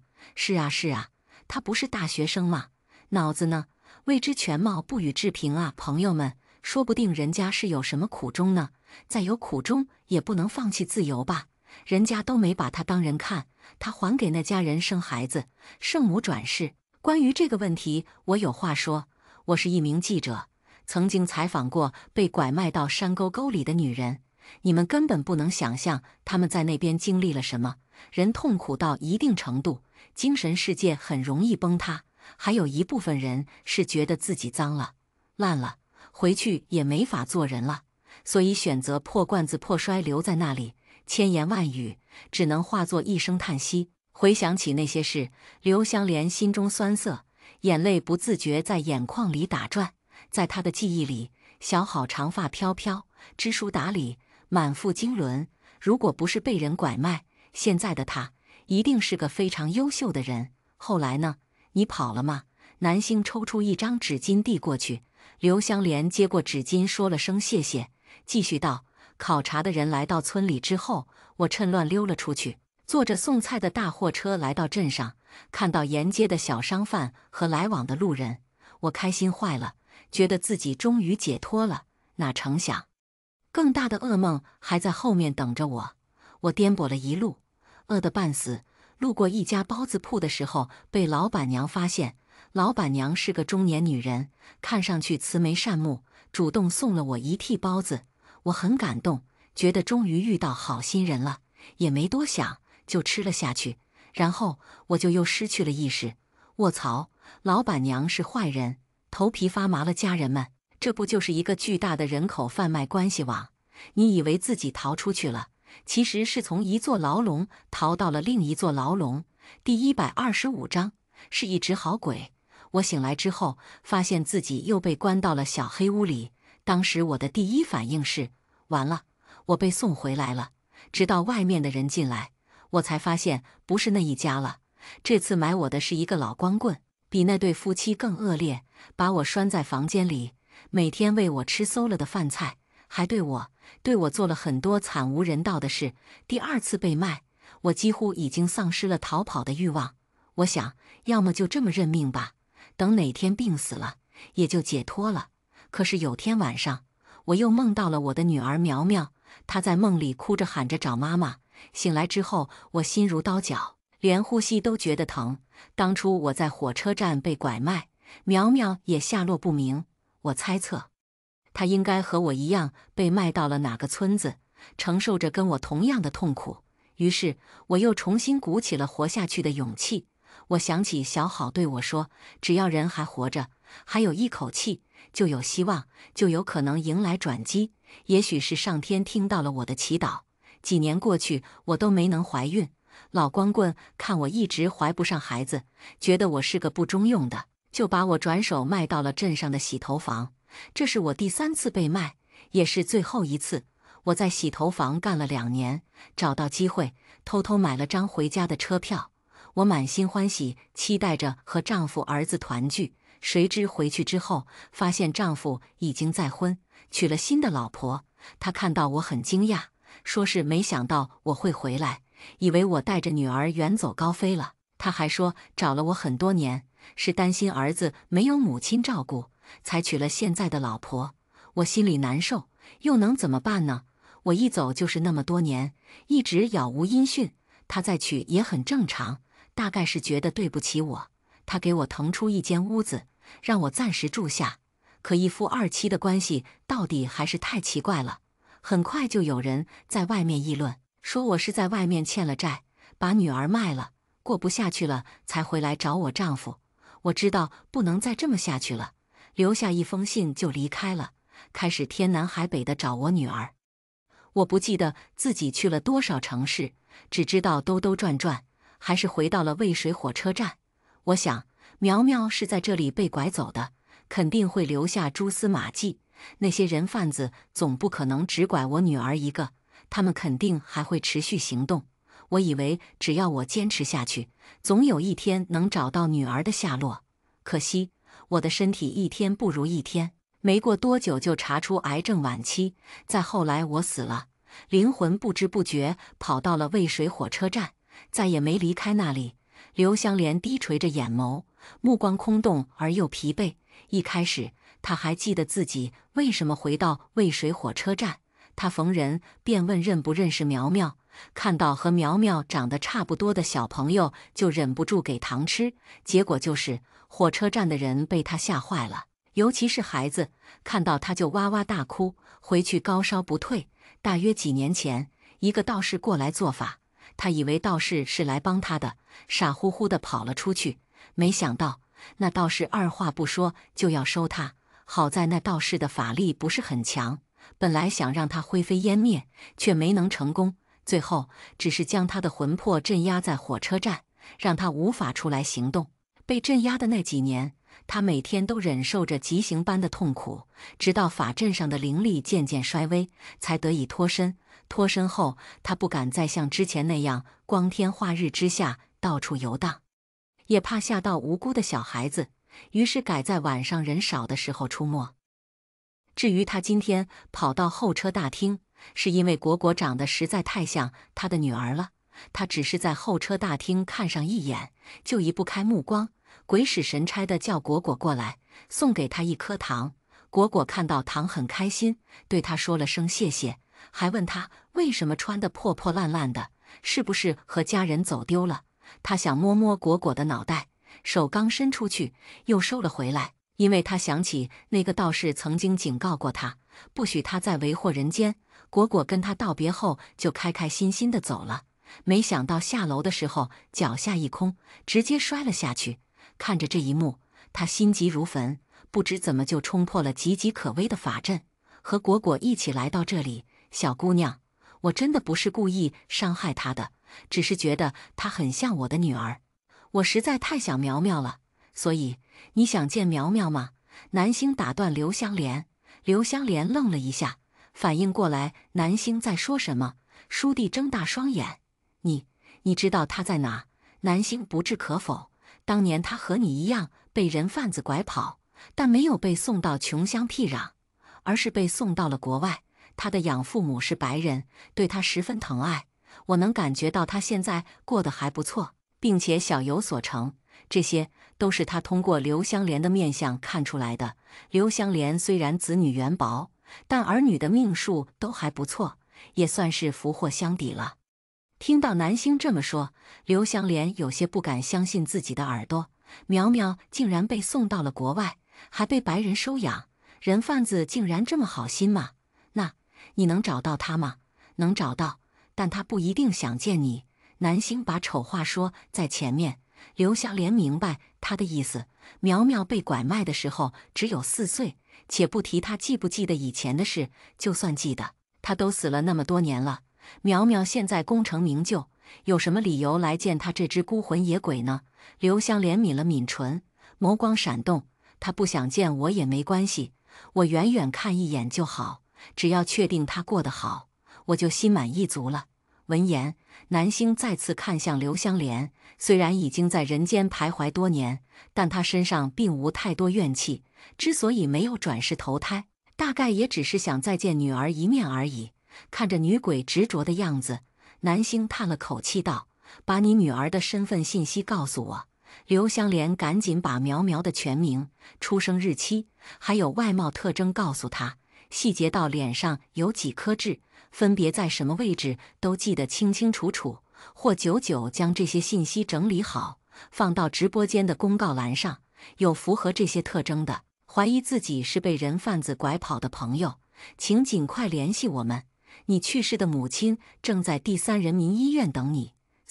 这话听着那么奇怪。去世的母亲在等你，这么宣传不会把人吓跑吗？说实话，如果是从小把我养大的母亲也就算了，但苗苗被拐的时候还那么小，和刘香莲根本没感情啊。加一，换我也不会去的。他要是真的爱我，就不会来打扰我的生活。楼上的，要不要这么冷血？刘香莲又不是故意抛弃他的女儿，这么多年也一直没有放弃寻找女儿，他有什么错？有些人不要站着说话不腰疼，那可是鬼呀！鬼是鬼怎么了？又没吃你家大米。看到网友们的议论，霍九九忍不住道：刘香莲虽然是鬼，但不是恶鬼，相反，她很善良，不然以她的遭遇，变成厉鬼也不为过。一个女人在最好的年华被拐卖3次，女儿还下落不明，好不容易找回家，老公再娶，儿子和她便生疏，村里人还传她卖女儿，哥谁能没有怨气？但刘香莲非但没有变成厉鬼，还表现得畏畏缩缩，做过最过分的事，就只是给小朋友塞糖果。小九，你怎么还帮鬼说起话了？人鬼殊途，我也建议刘香莲的女儿不要过来，免得节外生枝。同意。刘香莲说的话也不一定是真的呀，你们怎么那么相信她？万一她是怕大师把她收了，现场编了一个故事呢？鬼话不能当真。何况他确实伤害了小孩子。见评论开始一边倒，有些网友看不下去，开始上证据。刘香莲还在世的时候接受过媒体采访，网上都能查到，确实跟他说的一样。我看过那个采访，刘香莲真的很惨，某些人积点口德吧。此时，二国某抗癌研究中心身穿白大褂的木兰走出实验室，准备去放松一下。路过休息室的时候，听到有人议论 ：“Kelly， 你在看什么呀？看得这么认真？”我最近关注了一个华国的玄学主播，超级厉害。玄学主播是给人算命的那种吗？听起来很有趣的样子，给我也看看。木兰循声走过去，医生们正专注地盯着手机屏幕，谁都没有注意到他。Kelly打开手机外放，解释道：“主播刚刚抓住一只女鬼。那只女鬼是一位失去孩子的母亲，主播正在帮她发布寻人启事。”木兰被 Kelly 所说的内容吸引，垂眸看向手机屏幕，目光所及之处，一个面容姣好的女孩正皱着眉头激情开麦。我说她是好鬼就是好鬼，不服来单挑啊！踢出去！我才不踢呢！要是没有这群杠精，直播间的热度也不会涨这么快。我是泼妇，那你是什么？哦，我知道了。你是头上插个鸡毛掸子，没事包个狗皮毯子的铁皮铲子。你是脸比屁股大、腰比水桶粗长的没个人样的废物男子。你是千山鸟飞绝。你是万径人踪灭。你是啊！谢谢我山金大哥送的火箭。霍九九这一波输出，把直播间粉丝逗得不行，哈哈哈，刷了满屏。几个医生也被逗笑了。这个主播好有意思，就是他抓到女鬼了吗？ Kelly 摇头，不是他，抓鬼的是另一个，长得更漂亮。就在这时，男星走到霍九九旁边，一张清秀绝美的脸庞出现在众人眼前。啊，这个女孩儿真的很好看，有种仙气飘飘的感觉。是道士吗？男星看了眼网友们的评论，心平气和道：“刘香莲身上怨气不重，确实不是故意伤害果果的，这只是你的一面之词，我们又看不见。杠精闭嘴吧，你看见了又如何？能像主播一样看到他身上有没有怨气？算了算了，不要跟傻子一般见识。”木兰视线一转，落在直播间右上角的公告栏上，上面写着：“刘香莲，19某某年某月某日出生，宝城临县人，于19某某年某月某日在京城渭水火车站被拐卖。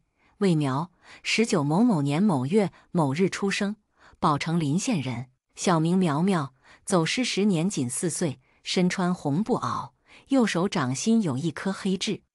看到公告栏上的内容，木兰微微皱眉，下意识摊开右手，只见她的掌心处赫然有着一枚不大不小的黑痣。掌心有痣的人并不罕见，但让木兰感到奇怪的是，当她看到宝城临县的时候，脑海中竟然浮现出一片辽阔的麦田。从小到大，她总是会做一个同样的梦，梦里一个身穿红布袄的小女孩在麦田上放风筝。金灿灿的麦田里，小女孩拽着一只凤凰形状的风筝肆意奔跑，空气中到处弥漫着泥土的芬芳。原本这该是一场美梦，可不知道为什么，每当小女孩跑得最开心的时候，天空都会变得乌云密布。小女孩扭头去找妈妈，妈妈却不见了，天空不断向下压缩，几乎将她吞没。然后木兰就被吓醒了，她觉得这个梦很奇怪。明明他是站在第三视角，却好像能共享小女孩的情绪。小女孩开心，她也开心；小女孩恐惧，她也恐惧。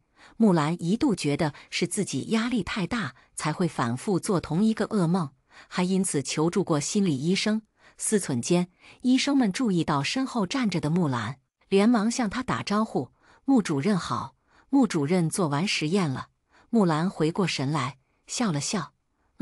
又问：“你们在看什么？”一个华国的玄学主播，很有意思。主任要一起看看吗？不了，我还有事要忙，先回去了。木兰随便找了个借口，便回到办公室。她坐在电脑前面，输入宝城临县4个字，搜索相关图片。当她看到图片的瞬间，心脏蓦地漏跳一拍。第126章：跨国人口贩卖。照片上是一片巨大的麦田，和他梦里的画面一模一样。怀着惴惴不安的心情，木兰又搜索了一下刘香莲的名字。网上关于刘香莲的报道有很多，其中包括早年记者对刘香莲的采访。木兰随便点进一个视频，看到刘香莲的长相，血液瞬间凝固。她和那个女人长得很像，尤其是眼睛。只不过刘香莲被拐卖到山村，饱受摧残，人都已经脱相了。从外人的角度，绝不会把他们联系到一起。魏苗，木兰低声重复这个名字，愈发觉得熟悉。她从记事起就生活在孤儿院，后来一个白人家庭领养了她，对她宠爱有加。长大后，她通过自己的努力不断进修，考取了2国医学院的博士，成为了抗癌中心的研究室主任。似乎除了那场意味不明的梦，她的生活一直顺风顺水，没有什么值得诟病的地方。直到今天，她看到星辰不移直播间的寻人启事，回想起那个奇怪的梦，不禁产生了一个荒唐的想法：有没有可能，她就是刘香莲的女儿？可是，如果她真的是刘香莲的女儿，都过去这么多年了，有必要再去和她相认吗？医院那边，霍九九跟网友们喷累了，买了瓶矿泉水，坐在椅子上喝了起来。南星坐到他旁边，对着畏首畏尾的刘香莲道：“你也坐吧。”刘香莲一愣：“我可以吗？有什么不可以的？”南星挑眉：“你又没做什么伤天害理的事，不用这么怕我。”刘香莲有些受宠若惊，她以为所有道士都像之前镇压他的那个一样，对鬼怀有很大的恶意，但南星没有。他不仅没有诛杀他，还答应帮他找女儿。刘香莲眼眶微红，吸了吸鼻子，坐到南星身边：“小姑娘，你真是个好人。好人谈不上，只是各取所需罢了。”他帮刘香莲是为了提升修为，并不是出于什么所谓的圣母心。刘香莲拘谨地搓了搓双手，看向南星的目光充满感激。虽然他已经脱离尘世多年，但什么人心狠，什么人心软，他还是能看出来的。两人一鬼就这么坐在椅子上等了很久，等到网友都有点不耐烦了。什么情况？现在就是一直等他女儿联系他吗？他女儿不是在国外吗？恰好看到这个直播的概率也太低了吧？星星，你说实话，是不是在水直播时长？我今天就把话撂在这，他女儿肯定不会来的，人家在国外功成名就，干嘛要大老远跑回来见一只鬼？什么一只鬼？那是他妈，是妈怎么了？是妈也死了呀？死了就该早点转世投胎，缠着活人算怎么回事？说白了就是自私，对，就是自私。魏苗，你要是刷到这个直播，可千万别过来。刘香莲只是生了你，又没养你，没什么好愧疚的。人鬼殊途，谁知道他是不是没安好心？魏苗，你要想清楚。眼看网友们的评论越来越离谱，霍九九忍无可忍，把那几个跳得最厉害的人踢出直播间。那点热度，不要就不要了。杠精们消失后，直播间果然清静了不少，评论也正常了很多。大师要不要趁这个时间发个福袋，帮其他网友解决问题呀？我们也不是嫌无聊，就是觉得大师的时间很宝贵，浪费了可惜。小九，你跟星星商量一下呗。此时，南星正低头看手机，霍九九凑过去，见南星是在看早年跨国贩卖人口的案子。南星微微皱眉，抬头问刘香莲：“你当年在小黑屋醒来，有没有签过什么文件？”文件？刘香莲表情茫然，好像没有吧？再仔细想想。南星食指中指并拢，在固魂符上注入更多灵力。刘香莲顿时如梦初醒。啊，我想起来了，当时我在小黑屋醒来，有一个男人拿了份文件让我签，上面都是外文，我看不懂，以为是什么重要的东西，就签了。南星眸色微沉，看来他猜的没错，当年拐走刘香莲的并不是普通的人贩子，而是一个跨国人口贩卖组织。他们把女人卖到山村的同时，又把孩子送到国外的福利院，等着被白人家庭领养。成年人和未成年人一条龙服务。至于刘香莲签署的，应该就是自愿放弃抚养义务的文件。一旦他在那份文件上签字，苗苗就能顺利被送入福利院，成为人口贩卖产业链里的一环。见南星表情严峻，刘香莲忐忑地问：“是我签的那个东西有什么问题吗？”南星摇了摇头，没有，他不打算把这件事告诉刘香莲。毕竟，无论他当初有没有在那份文件上签字，苗苗都会被带走。这个结局不会因为他的决定而改变。今天的直播有点无聊，宝子们，我先撤了。我也撤了，还有作业没写完呢。星星，我们下次再来看你。一部分粉丝等不及，纷纷跑路。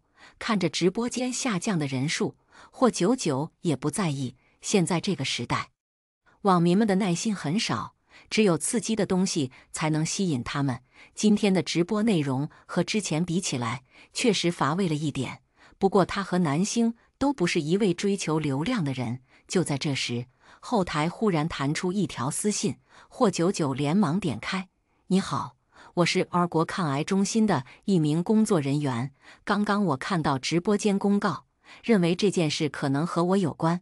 以下我的联系方式。南星，快看！”霍九九把手机递过去，有人联系咱们了。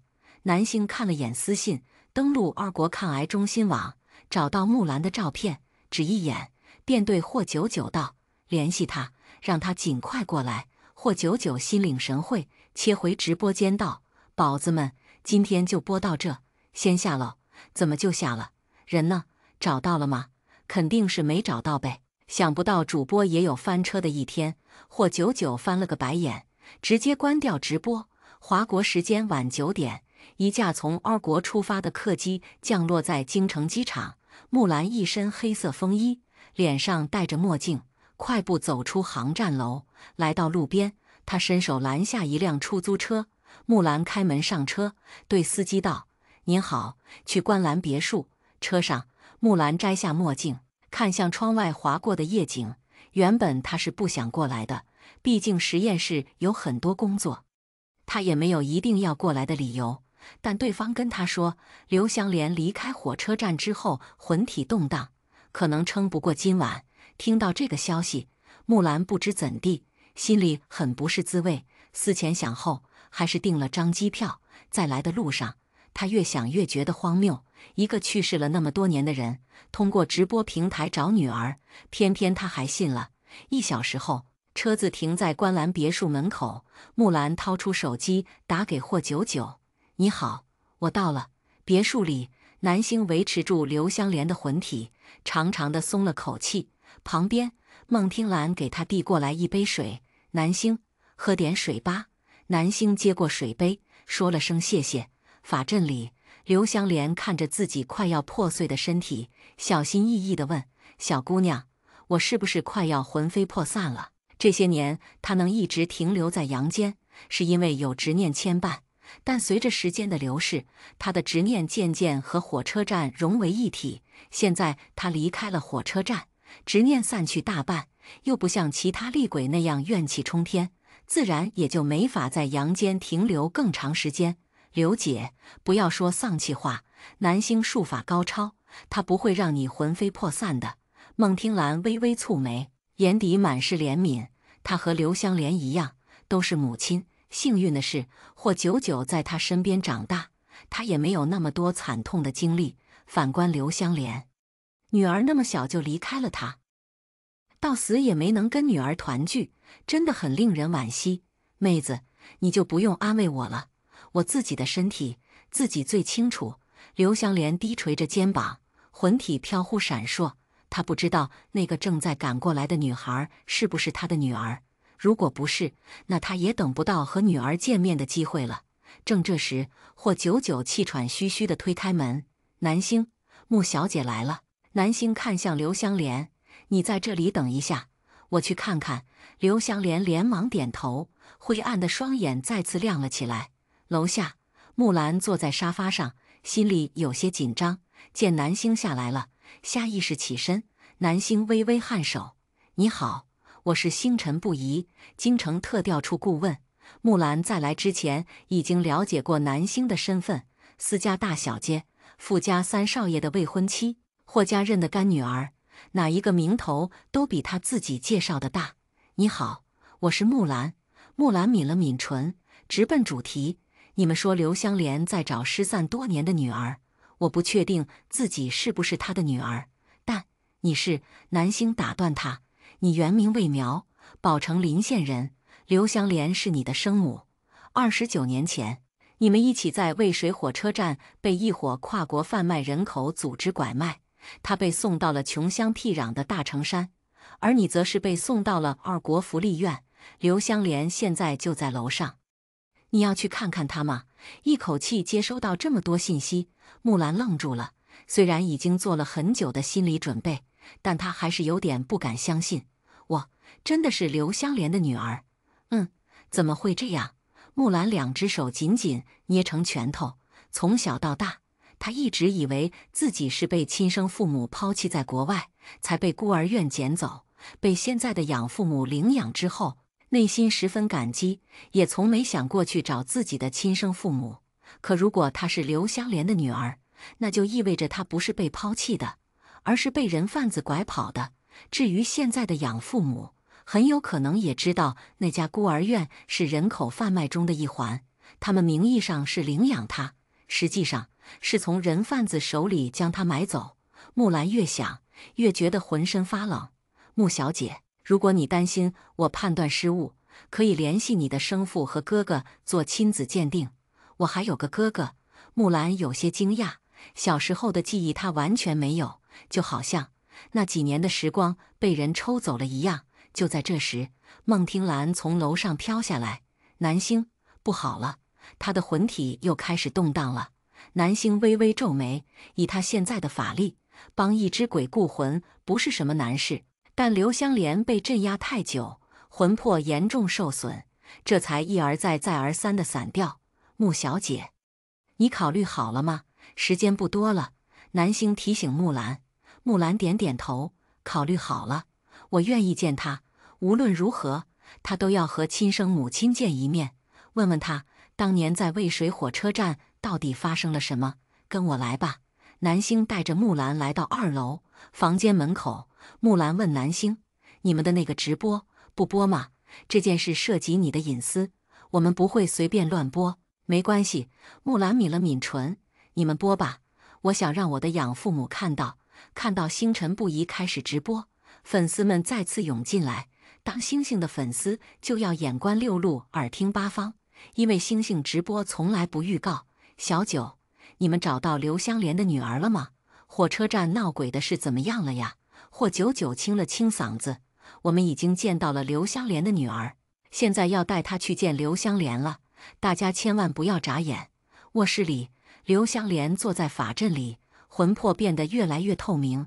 看到有人进来，她连忙看过去，只一眼，眼眶就红了。苗苗，是她的苗苗，即使过去将近30年，她也能一眼认出来，那就是她的女儿。南星领着木兰来到法阵边，为了让网友们也看到母女相认的画面，他没有给木兰开天眼，而是用符纸让刘香莲显形。随着一道金光闪过，木兰和网友们赫然看到一个面容憔悴、衣衫褴褛的女人出现在法阵中央。女人眼含热泪：“苗苗，是我是妈妈呀！”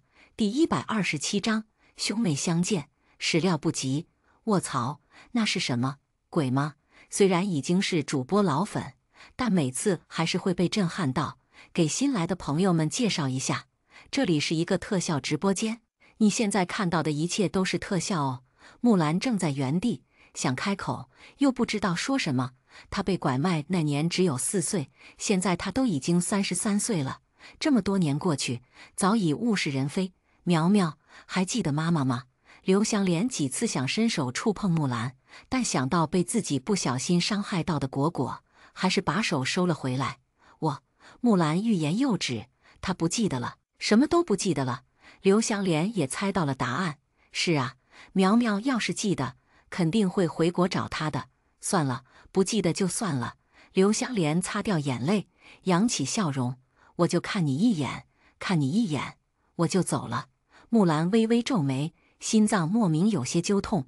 明明她对刘香莲一点印象都没有，明明不该对她有感情，可看到女人强颜欢笑的样子，她竟然很想上去抱抱她，告诉她一切都会过去的。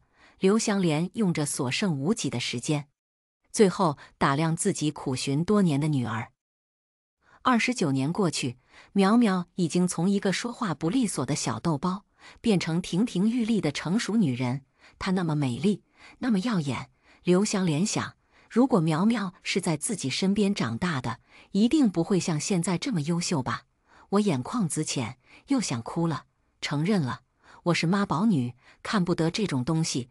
天杀的人贩子，如果不是他们作恶，刘香莲也不会和她女儿分开那么多年。虽然但是，你们不觉得苗苗被白人收养也挺好的吗？至少人家有钱，更给她良好的教育。楼上的，你那是什么歪理邪说？如果只有有钱人才配养孩子，那穷人干脆都去自杀呗。再说刘香莲也不穷啊，她只是被人贩子拐跑了，才变成现在这样的。又是熟悉的受害者有罪论，小脑发育不全就去看病，没事别来冲浪。互联网不是法外之地。木兰和刘香莲说了一些话，也问了当年在火车站的情况。刘香莲一一作答，感觉到自己的魂魄越来越动荡。刘香莲忍不住问木兰：“苗苗，能再靠近一点吗？妈妈想再仔细看看你。”木兰犹豫片刻，还是走到刘香莲面前。两人之间的距离近在咫尺。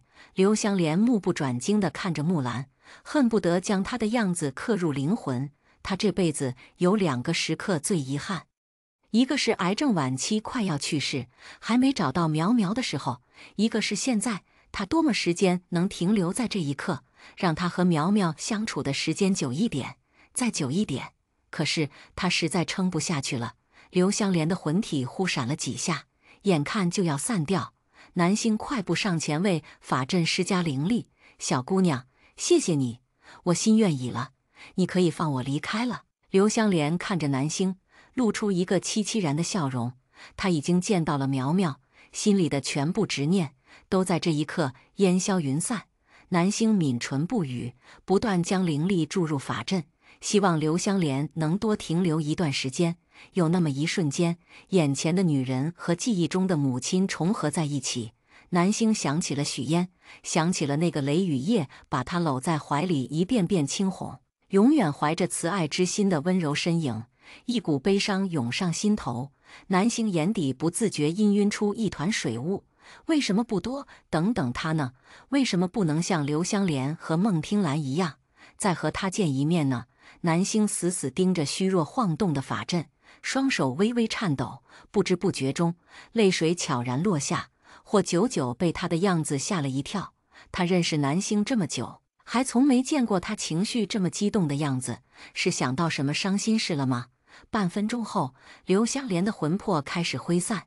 小姑娘，不要再浪费灵力了。刘香莲心疼南星，我走了，谢谢你满足我的心愿。还有，苗苗，照顾好自己，妈妈会在天上保佑你的。眼看刘香莲的魂魄就要散尽，木兰再也忍不住，上前用力抱住她，感受到女儿的拥抱。刘香莲愣了一下，旋即扬起幸福的笑容。下一秒，她的魂魄像烟火一样消散在空气中。妈，木兰双手环着一团空气，眼泪无声砸在地上。刚刚还十分热闹的直播间，此刻变得鸦雀无声。霍九九默默拿来纸巾，分别递给南星和木兰。南星擦掉眼泪，待情绪平静下来，才意识到自己消耗了多少灵力。他也不知道是怎么了，刚才忽然就很激动，这是他成为一名玄师之后第一次出现失控的状态。他走了吗？木兰红着眼睛问南星：“我以后再也见到不到他了吗？”南星点点头，魂飞魄散，永不入轮回，和那口枯井下的灵魂一样，获得永生永世的安宁。木兰怅然若失，过了一会儿，捂着脸呜咽了起来。也许这就是血浓于水吧。即使没什么感情，但在看到刘香莲那样的眼神时，心里还是难受的厉害。霍九九轻轻拍了拍木兰的背，予以安慰。就在这时，楼下响起门铃声。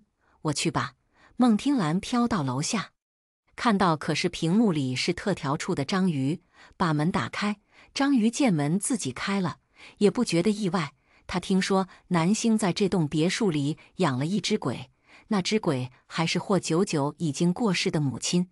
可打扰了。章鱼对着空点了下头，对身后拄着拐杖的男人说：“进来吧。”男人四处张望：“警官，你在跟谁说话？”“没谁。”孟听兰飘回楼上，对南星道：“小张带了个男人过来，不知道是谁。”“知道了。”南星到卫生间洗了把脸，确定状态没什么问题，来到楼下，只见客厅的沙发上坐着一个男人，穿着朴素，眉眼和木兰有5、6分相似。这位是刘香莲的儿子魏树，他是看到直播找过来的。章鱼向南星介绍，南星嗯了一声：“你妹妹在楼上，那我妈呢？”“我妈还在吗？”“她走了，走了。”“是的，走了。”听到刘香莲走了，男人表情有些遗憾：“她去哪儿了？我还能再见到她吗？”南星摇了摇头：“你来得太晚了。”楼上，木兰得知哥哥来了，表示愿意和他见一面。不管怎么说，魏树是他的亲人，虽然这么多年没见，但那也是他的哥哥，亲哥哥。章鱼带着魏树来到2楼，看到木兰，魏树双眼泛红，一瘸一拐走到他面前：“你是魏苗？”木兰点点头。面前的男人五官周正，身上的衣服已经洗到发旧，看得出来日子过得并不好。“苗苗，我是哥哥，还记得我吗？”魏树有些激动地握住木兰的手，木兰微微抿唇，不动声色将手抽回：“不太记得了。”苗苗那是什么表情？嫌弃他哥吗？你看他哥穿得灰头土脸的，跟他都不是一个阶层，嫌弃也很正常吧？正常个屁，那是他亲哥，是有血缘关系的好不好？有血缘关系怎么了？又没感情。你们能不能不要以小人之心度君子之腹？苗苗明显不是爱慕虚荣的人，不然也不会大老远跑过来看刘香莲了。刘香莲是鬼，还是个马上要魂飞魄散的鬼，跟他哥哥能相提并论吗？他哥哥还活着呢，苗苗肯定是怕哥哥吸他的血，才对他这么冷漠。苗苗，这些年你去哪了？我和爸都很想你。魏树声音哽咽，没拄拐的那只手无措地摸着裤缝。木兰没有回答他的问题，而是反问：“你怎么现在才来？”“啊，刘香莲已经魂飞魄散了，你再也见不到她了。”听到“魂飞魄散”4个字，魏树心脏一沉，刚才南星只是跟他说刘香莲不在这里了，却没告诉他不在是这个意思。对不起，是我来晚了，但我也是看到直播回放就马不停蹄赶过来，没想到。魏树一脸自责，泪水在眼眶里打转。见魏树这副模样，木兰顿时觉得自己语气有点冲了。刚才他想当然觉得他人在二国都赶过来了，魏树在华国不应该这么晚，却没想到他可能没看到直播。哥哥好可怜，没能见到母亲最后一面。QQ， 他现在一定很自责吧？看得出来，哥哥是个孝顺的人。哥哥别哭了，我心疼。直播间的网友清一色都在心疼魏树，只有南星看向他的目光一直冷冷的，不知道在想什么。既然没赶上，那就算了。木兰道：“他是完成心愿后离开的，也算是一种解脱吧。”魏树点点头，抬手擦了下眼角的泪。孟听兰见不得失去母亲的孩子，连忙从屋里拿了包纸巾，递给魏树。魏树抬头，就见一包纸巾飘到眼前，2秒后，脸色倏然变白。上一秒还渲然欲泣的男人，下一秒唰地跑到章鱼身后，动作之快，让在场的所有人，包括直播间里的观众都懵了。警官，有鬼！魏树抓着章鱼的胳膊，惊魂未定。章鱼，我就1秒没看屏幕，他怎么就瞬移了？他不是拄着拐呢吗？我看见了。他是跳过去的，估计是被吓到了吧。如果他是来见刘香莲的，应该有心理准备吧？怎么被吓成这样？奇奇怪怪。所以刚才那包纸巾是谁拿来的？看到魏树的反应，木兰忍不住想：如果刚才那包纸巾是刘香莲递给他的，他也这么害怕吗？意识到自己的行为有些反常，魏树强迫自己冷静下来，道：“对不起，让你们看笑话了。我这个人从小就怕鬼，看见鬼这个字都害怕。今天我过来，其实做了很久的心理建设。毕竟我妈去世那么多年了，忽然说能见到她，多少还是有点紧张。”魏树一波解释，瞬间打消网友们的疑虑。人怕鬼很正常，我连鬼故事都不敢听。要是有一包纸巾飘过来，我的反应不会比她好多少。我闺蜜上个月去世了，我哭的眼睛都快瞎了。但他如果飘到我面前，我也会吓死的。那苗苗呢？他怎么不怕？他胆子大呗。霍九九扫了眼评论，忍不住道：“我接受物种的多样性，但还是想跟你们分享一句话：你害怕的每一个鬼，都是别人朝思暮想却无法相见的人。如果觉得害怕，只是还不够思念罢了。”魏树不傻，很快就听出霍九九是在阴阳自己。他尴尬地抿了抿唇，我承认，我跟母亲的感情是没有那么深，毕竟她在我很小的时候就被拐卖了，后来她又丢下我和父亲去找妹妹，很多年都没回过家。可以说这30多年来，我和她生活在一起的时间屈指可数。但无论如何，她也是我的母亲。得知她的灵魂一直徘徊在火车站，我很心疼，所以就赶过来了。魏树说完，又看向木兰，脸上露出欣慰的表情。虽然我没见到她，但见到妹妹了。今天我过来，其实还有另一个目的，就是跟苗苗相认。魏树还没说完，就被一个声音打断：“没这个必要。”南星冷冷开口。魏树一愣：“大师，你这是什么意思？”南星走到魏树面前，看着他的眼睛：“你今天过来到底是为了什么？心里不清楚吗？”听到南星这么说，魏树眼底闪过一丝不安。他解释：“我当然是为了看母亲，顺便和妹妹相认。”不，南星摇头：“你还有另外的目的。”话落，直播间的观众瞬间打起精神。另外的目的，第一眼看到哥哥就觉得他城府很深，这是能说的吗？该不会他其实是星辰不移的粉丝？真实目的是来追星的吧？楼上的脑洞收一收，快快快！我想知道哥哥的目的到底是什么。第128章，我是他哥，他就该给我钱。魏树被南星盯得有点心虚，下意识做了个吞咽的动作。我听不懂你在说什么，听不懂吗？南星眉梢微挑，那不然我帮你回忆回忆。魏叔，刘香莲当年跑回家的时候，你父亲已经再婚，娶了县里的一个女护士。那个时候，父母在县里工作很有面子，你逢人便说自己的妈妈是医生，只字不提她跟你没有血缘关系。后来刘香莲回来了，你觉得她是个没文化的村妇，嫌她丢脸，便和继母一起孤立她，将她从家里赶走。在你的眼里，继母是天上的仙女，而那个生你养你的刘香莲，因为被卖到山村，还被男人糟蹋过，被你视如婢女。你以为她离开你和你父亲，只是为了找女儿吗？她后来没回过临县，是因为她知道你们嫌弃她，不想让你们为难。她一生都在为你们着想，可你们呢？有为她考虑过，哪怕是一点点吗？南星说完，在场的人倒吸一口冷气，魏叔的脸色更是变得很难看。你在说什么？刘香莲是我亲妈，我怎么可能嫌弃她？她回来的时候，我和父亲高兴得不行，为了让她有归属感，还给她准备出一个房间，是她自己觉得别扭，不想跟我们一起住才搬走的。至于你说我和继母一起把她赶走，就更荒唐了。她是我亲妈，我是疯了吗？帮着一个外人来对付她。不过我们后来确实没去找她，毕竟我父亲已经再婚了，多少还是要考虑继母的感受。我觉得哥哥说的没错呀，他父亲都再婚了，难道还要和原配纠缠吗？如果我给人当后妈的时候，亲妈回来了，还住在同一屋檐下，我会气死。主播一看就没结过婚，想问题太片面。我也觉得主播说的太夸张了，哥哥怎么看都不像是那么恶毒的人吧？知人知面不知心啊，朋友们，你们不只是没找过他。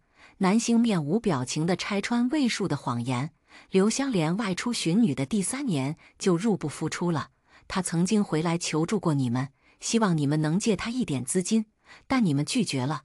魏树，你们说魏苗失踪那么多年，指不定死在哪儿了，劝他放弃，不要把精力放在没用的事上。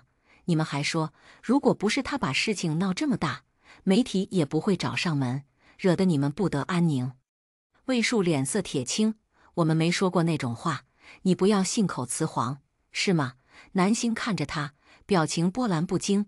可刘香莲是这么告诉我的，她告诉你的，你有什么证据？魏树急得口不择言。我不知道你是出于什么目的在这里抹黑我，如果是为了流量，我劝你善良。不会吧？主播也不缺那点流量啊，我家星星才不会随便抹黑谁呢。刚才说知人知面不知心的呢，怎么到主播这儿就无条件相信了？我也觉得哥哥是被冤枉的。刘香莲是不是心里有怨气，故意报复他呀？报复谁？报复自己儿子？你这脑子也是没谁了。直播间里，网友们议论纷纷。魏树知道现在全国人民都盯着他的一举一动，因此一口咬定南星是在污蔑他。反正刘香莲已经魂飞魄散，南星说的那些话根本无从考证。不过南星并不在意，你要是看过我的直播，就应该知道我不缺流量，我只是想奉劝你，趁早断了和你妹妹相认的念头。毕竟你不配。听到你不配3个字，魏树眼皮一跳，他怒视南星，我不配？我哪里不配？难道就因为他被洋鬼子收养了，就高我一头？你想多了。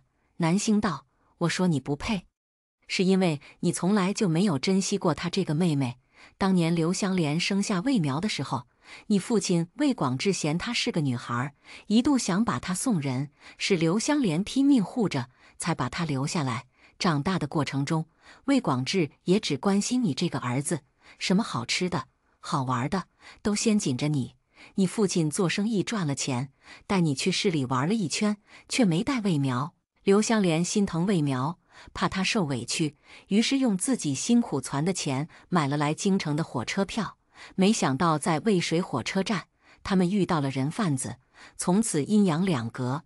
刘香莲失踪后，你和魏广志确实张贴过他的寻人启事，只是那张寻人启事里从来没有出现过魏苗的名字。一旁的木兰听到南星这么说，2只手默默攥紧。原来魏树是这样的人，我那会儿还是个小孩子，哪里懂那么多？寻人启事都是我爸印的，我根本不知道上面写了什么。这个谎撒的有点低级了吧？魏苗丢的时候4岁，刘香莲在采访里说儿子比女儿大5岁，那就是9岁。9岁还不识字吗？就算他不识字，照片总认识吧？寻人启事上不贴妹妹的照片，不觉得奇怪？姐妹们，你们是不是忘了？刘香莲从山沟子回来的时候，她都已经成年了，这么多年也没帮着妈妈找妹妹。这说明什么？说明根本不在乎啊！天哪，真没想到他是这种人。苗苗快跑，吸血鬼来了！网友们稍微推理了一下，就发现魏树说的话漏洞百出。一开始还在喊心疼的网友，这会儿也纷纷刷起快跑。木兰忍无可忍，冷声质问魏树：“既然你从没想过找我，现在跑过来干什么？是看我过得还不错，想找我要钱？”魏树没想到木兰把话说得这么直接，他咬了咬牙，索性承认：“我是想找你要钱，但那也是因为爸得病了。”木兰皱了皱眉：“什么病？癌症，晚期。他现在化疗、手术都需要钱，我实在拿不出那么多钱了，就想过来问你借一点。你怎么知道我有钱借你？”魏树指了指南星：“我在直播里听他说，刘香莲的女儿被外国人收养，过得还不错，并且小有所成，然后你就找过来了。”闻言，木兰自嘲地笑了笑。原来他大老远跑过来，不是为了看刘香莲，也不是为了跟自己相认，只是想要钱而已。苗苗，你就帮帮爸爸。再怎么说，你也是他的亲生女儿，我是他的女儿，他这么多年都不找我，我是他的女儿，他一早就想把我送人。木兰哑然失笑：“魏树，你告诉我，他就是这么养女儿的，是吗？这30多年来，他没有一天尽到父亲的责任，我又凭什么管他的死活？”姐姐说得好，我也是这么想的，没有养育之恩，何来孝顺之说？姐姐快跑吧，他们就是把你当提款机了，又是个重男轻女的家庭。木兰一番话，直接说出网友们的心声。魏树脸色更难看了，他怎么没养你？你小时候吃喝不是花他的钱，现在他都快死了，你难道要见死不救吗？我听说你是在什么抗癌中心当主任的，爸得的也是癌症，你用自己的能力帮帮他怎么了？木兰被气笑了：“魏先生，我是个知恩图报的人，但前提是你们要对我有恩。另外，我只是研究抗癌技术，不是什么神医。如果他真的已经癌症晚期，那化疗也起不了什么作用，不如趁着时间带他出去转转，最后享受一下生活。”魏树怎么也没想到木兰会这么冷血，他们不是亲人吗？亲人之间难道不该互相帮助？就在这时，霍99忽然举起手：“打扰一下，有知情人申请连线。”说着将视频接通，直播画面一分为2，右边出现一张女人的脸。“大家好，我是魏树的妻子。”听到熟悉的声音，魏树噌的一下窜到手机前面。这次网友们看清了，他的腿根本没瘸，走起路来步履生风。“丁红，怎么是你？”丁红没搭理魏树，直接把自己的身份证举到镜头前面：“我叫丁红，这是我的身份证，我实名举报魏树赌博、嫖娼。”他说的话，你们一个字都不要信。魏树大惊失色：“你胡说八道什么？我什么时候赌博嫖娼了？丁红，你做了什么自己心里不清楚吗？今天我就要当着全国人民的面把你的罪行公之于众。”魏树慌了，伸手去抢霍99的手机，南星一张定身符打过去，魏树瞬间动弹不得：“放开我！再废话，把你嘴也封上！”啊，星星好酷！星星什么时候不酷？我好像看到山金大哥来了。在万众网友的期待下，丁红开口道：“魏树这些年赌博欠了很多钱，因为还不起，把我们住的房子卖了。现在我和女儿只能租房住，他没有正经工作，每月花的都是魏广志的退休金。后来魏广志患癌，他的第2任又妻子丢下他和别的男人跑了，无奈之下，他只好把老家的房子卖了治病。谁知魏树听说这事，竟然跑去找他爸要钱。现在他把卖房子的钱花光了，高利贷找上门，他只好去京城找他妹妹，想从他手里骗一笔钱，继续挥霍。魏树气结：你们别信她，这女人嘴里没一句实话，她就是嫌我没给她花钱，心里不舒服，才跑来污蔑我。看着魏树歇斯底里的样子，丁红只觉得好笑。既然你这么说，那干脆让广大网友看看你这些年打的欠条，又或者是我捉奸时拍下你和小姐睡觉的证据。魏树，我告诉你，今天我来连麦，就是做好了充足的准备，只要有我丁红在，你别想骗走你妹妹一分钱。魏树气得发抖，今天他过来已经做好了木兰是块钢板的准备，却没想到最后扰乱他计划的竟然是丁红。见事态已经无法挽回，魏树彻底撕下虚伪的假面。丁红，你非要这样吗？我找他要钱是为了谁？还不是为了让你和女儿好过一点。再说了，魏苗是魏家的种，是我妹妹，她现在在国外吃香的喝辣的，那么有钱，给我点怎么了？魏树一番话把网友们恶心的不行，我吐了。他好像觉得全世界都欠他的，30年没见还敢跑来吸血，多大脸呢？我退。丁红显然也被恶心到了。你妹妹有钱也是她自己赚的，跟你有什么关系？你要是还有点良知，就赶紧滚回来，别在那丢人现眼。我不回去，除非他给钱。魏树看向木兰，目光阴狠。我是他哥，他给我钱天经地义，如果他不给，我就找媒体曝光他。话没说完，一张禁言符便飞过来，封住了魏树的嘴。这下魏树身体动不了，也说不出话了。丁红深呼吸，话锋一转：对了，魏树，今晚我就带着女儿离开宝城了。至于去哪，我不会告诉你的。既然你那么喜欢赌，那么喜欢睡女人，那你就自己过吧。我们夫妻缘分已尽，不用再强求了。主播，该说的我都说完了，没什么事的话就先下了。木兰叫住他：等一下。怎么？没什么，就是想谢谢你。刚才如果不是丁红站出来实名举报，一定会有些不明就里的网友误解他，认为他冷漠无情，是个见死不救的白眼狼。不用谢，这是我应该做的。丁红道：魏广志和魏树当年不干人事，现在落得这个下场也是活该，你只当他们是2个无关紧要的垃圾就好。丁红说完便切断连线，旁边目睹了全过程的孟听兰忍无可忍，亏他还好心给魏树递纸巾，早知道他是这种人渣，就应该往死里下他。孟听兰越想越气，干脆付诸行动。下一秒，他用身上的鬼气化形，变成一副七窍流血的面孔，飘到魏树面前。第129章，傅三少吃醋了。遭到正面暴击的魏树两眼一翻，晕了过去。等镜头转过去的时候，男人已经倒在地上，地上还有一滩水渍。网友们一脸懵逼：渣男这是嘎了嘎了好啊！喜大普奔，地上怎么是湿的？不会是尿了吧？咦，星星，渣男死了吗？没死，就是被吓晕了。闻言，网友们也不惊讶，男星是道士，身边有鬼很正常，估计是魏树的行为太恶劣，连鬼都看不下去了。章鱼，麻烦把他处理一下。男星对愣在旁边的章鱼道：啊，好。章鱼还有点没回过神来，刚才他好像看到一个女人飘到了魏树面前，是幻觉吗？下次再有人过来，还是先跟我说一下吧。男星道。魏树肩门凹陷无肉，山根轻微断裂，嘴角向下。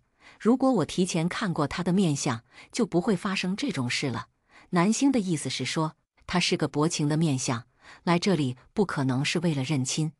霍九九帮忙解释，自打做了男星的小助理，他也学到不少玄学相关的知识，如今在门外汉面前，刚好能班门弄斧一下。抱歉，是我考虑不周。章鱼有些尴尬。我听说他是刘香莲的儿子，又见他拄着拐，就好了。男星没有怪你的意思，就是给你提个醒。霍九九说完，再次看向屏幕：“各位粉丝宝宝们，今天的直播就到这里了，大家晚安。”霍九九下播后到粉丝群里看了一眼，见大家还在聊刚才的事，刘香莲真的太可怜了，摊上这样的老公和儿子，苗苗也很惨呐。不管怎么说，坏人都遭到报应了。魏广之的老婆孩子抛弃了他，魏叔的老婆孩子也抛弃了他，这算不算是某种意义上的子承父业？哈哈哈哈！姐妹你好损！霍九九被粉丝的发言逗笑，刚要跟南星分享，就见他走到木兰面前：“穆小姐，谢谢你。”木兰一愣：“谢我什么？我答应帮刘香莲找女儿，如果你不来，我就无法完成她的心愿，完不成心愿，她的修为也不会提升。”木兰无奈地笑了笑：“实不相瞒，我也是因为长时间做同一个梦，梦到的地方又恰好是宝城临县，才抱着试一试的念头过来的。”南星点点头，目光却并未从木兰脸上移开。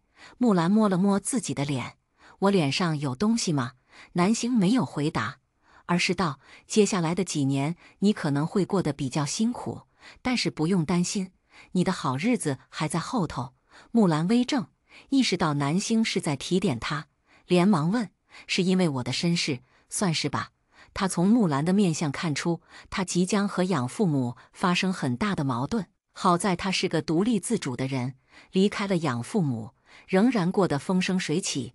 3年后，在工作中遇到合适的对象，结婚生子，一路顺遂。见南星有所保留，木兰也没有多问，将他说的话牢牢记在心里。火车站闹鬼之谜解开后，吴春旺和火车站的工作人员们纷纷松了口气，连夜给特调处送去锦旗。第2天，果果也醒来了，医生检查完，发现他只是轻微的脑震荡，没有留下什么后遗症。特调处那边，纪云将收集到的人口贩卖材料转交给刑侦大队，吕光收到材料，立刻着手展开调查。与此同时，渭水火车站、跨国人口贩卖、刘香莲千里寻女等等词条一股脑冲上热搜。这不是南星的直播第一次上热搜，但却是热度最高的一次。因为很多网友早年就关注过刘香莲的新闻，也听说过渭水火车站闹鬼的传闻，却从没把这2件事扯到过一起。得知火车站女鬼就是刘香莲，网友们十分唏嘘，人贩子真该死啊！警察叔叔一定要把人贩子绳之以法哦！在京城警方，那些买媳妇、买孩子的人也不能放过，就是他们助长了贩卖人口的歪风邪气。宝城临县是吧？以后再也不去那边旅游了。在这里给大家安利一下星辰不移，他的直播很有意思，大家可以去蹲一蹲。星辰不移，我知道他。我爸妈可喜欢看他直播了，说是很正能量。南星随手给这条评论点了个赞，刚放下手机，就见霍九九哒哒哒的跑过来：“南星，江特助来了。”江岑，客厅里，江岑坐在客厅的沙发上，见南星下来了，连忙起身：“南星小姐，你怎么来了？”江岑拿出一个信封：“这是副总让我转交给您的。”南星接过信封，打开。里面竟然是拍卖会的门票。副总说：“您要是有看上的东西，直接刷他那张不限额的黑卡就行。”霍九九闻言露出一副玩味的表情：“不限额黑卡，星星，傅三少好爱你哦。”“嗨嗨，我们副总确实不善言辞，但对您的态度都在行动里了。”江岑也在旁边帮腔。南星有点奇怪，这是怎么了？1个2个都帮傅青燕说话，傅青燕给他们塞钱了。南星想不通，干脆就不想了，对江岑道：“帮我谢谢他，这个您还是当面跟副总说吧。”江岑道：“副总下班会来这里找您，找我。您好几天没回家了，他有点担心。这2天他住在观澜别墅，差点忘了自己还有另一个身份。”“好，我知道了。”江岑送完门票就走了。看着男人的背影，孟听兰飘到霍九九身边，若有所思道：“这个也不错。”“啥？刚才那个小伙子，你认识他吗？”霍九九嘴角一抽，他是傅三少的助理，助理呀，助理肯定很细心，会过日子。前2天来的那个小张也不错，一表人才，名字也可爱。霍九九无语凝噎，他挽住孟听兰的手臂：“妈，你是不是巴不得我早点嫁出去啊？不然呢？”孟听兰刮了下他的鼻子：“我在这里没有转世投胎，不就是为了亲眼看到你穿上婚纱的样子？”听到孟听兰这么说，霍九九的表情有些失落。这段时间，他一直在麻痹自己，试图让自己忘掉母亲已经去世的事实。他想，就这么一直和孟听兰生活在这里也挺好的。他可以永远不结婚，不生孩子，这样母亲就不会走，会陪他很久很久。我不喜欢江岑，也不喜欢章鱼，我对他们2个没兴趣。霍九九撇撇嘴，把孟听兰搂得更紧。那你对谁有兴趣呀？没谁，上回来这里的2个小伙子呢？孟听兰不死心，就是南星的堂哥和那个齐家少爷。南星说了，他2个堂哥都不是我正缘。霍九九叹了口气，想起这事他就郁闷。南星的2个堂哥，一个是光芒万丈的大明星，一个是救死扶伤的白衣天使，哪一个他都很爱。可南星却说，他们2个都不是他的正缘。霍九九简直欲哭无泪。那齐少爷呢？孟听兰问。他怎么样？齐玉堂，不行不行，他太不靠谱。霍九九脑袋摇得像拨浪鼓。虽然南星替齐玉堂澄清过，说他不是花心大萝卜，但那家伙身上的滤镜，他是怎么都去不掉了。不靠谱吗？我看着还行呀，不行就是不行，不许再说他了。哎，孟听兰摇了摇头，不吱声了。傍晚，一辆黑色宾利驶入观澜小区，傅清燕单手转动方向盘，耳机里传来战雪的声音：“你那个难得班可不能白上，今晚必须把南星哄回来，听到没有？”傅清燕皱眉，她是有事才在外面住，又不是离家出走，那也不行。战雪态度坚决：“你们已经订婚了，要习惯同居的生活，是婚懂不懂？万一你不行怎么办？”什么？傅清燕一脚刹车踩下去，怀疑自己听错了。他不行？什么不行？傅清燕，我没跟你开玩笑。战雪语气严肃。南星动不动就往外跑，说明你对他没有吸引力。只有失败的男人才没有吸引力。我希望你不要做一个失败的男人。战雪说完便挂了电话。傅清燕脸色微沉，倒车入库后解开身上的安全带。别墅里，霍九九听到门铃声，马不停蹄跑去开门，看到傅清燕，露出灿烂的笑容：“傅三少，你好呀。”傅清燕微微颔首：“好。”来到客厅，傅清燕一眼就看到南星和一个男人坐在沙发上。南星穿着居家服，长发随意扎了个马尾，两人挨得很近，正低头聊着什么。可傅清燕清了下嗓子。男人抬起头，看到来人是傅清燕，连忙起身：“傅总好。”傅清燕这才发现他是秦琪，还在忙。傅清燕佯装漫不经心地问：“小秦在给我汇报工作。”南星道：“他和九九一样，现在是特调处的编外调查员。”傅清燕看到南星手里拿着一份文件，上面是秦琪走访的调查报告。南星，要不你先和傅总去吃饭吧，有时间我再跟你细说。南星想了想，问傅清燕：“能等一会儿吗？我想听他说完。”傅清燕沉默了2秒，道：“当然可以。他有什么立场说不行？谢谢。”大概是南星对傅清燕的态度太过客气。秦琪看看南星，又看看傅清燕，总觉得2人之间的关系有些微妙。他是谈过恋爱的，知道恋人之间的相处模式是什么样的。而南星和傅清燕之间明显没有粉红色泡泡。沙发上还有空位，傅清燕越过沙发，坐到了正对面餐桌旁的椅子上。这个角度刚好方便他审视2个人。霍九九到厨房给傅清燕倒了杯水，回来的时候就看到傅清燕靠着椅背，右手放在桌上，轻轻敲动食指，像注视猎物一样注视着对面的南星和秦琪。霍九九嗅到一丝不寻常的气息：“傅三少，喝水。”谢了。傅青燕接过水杯，骨节分明的手指笼住杯身，眼睛自始至终盯着对面，仿佛森林里伺机而动的野兽。这个样子，该不会是吃醋了吧？意识到这一点，霍九九忽然兴奋起来，赶紧掏出手机，对着傅青燕拍了张照片。孟听兰飘过来，好奇地问：“在拍什么，妈？你看傅三少的表情，他是不是吃醋了？”孟听兰盯着傅青燕看了一会儿，点点头：“肯定是吃醋了。同样的表情，她在丈夫霍玉山的脸上也看到过。当年她在研究所工作，霍玉山去研究所接她的时候，看到她和杜良平讨论工作，脸上就是这种表情。我就知道。”霍九九哼了一声：“南星那么厉害，傅三少肯定会拜倒在他的石榴裙下。南星总说他和傅青燕有名无实，没有感情，但感情这种东西不都是培养出来的吗？”霍九九觉得南星就是在山上待太久了，对感情太迟钝，才会感觉不出傅青燕对他的独特之处。沙发上，秦琪专注地汇报着工作。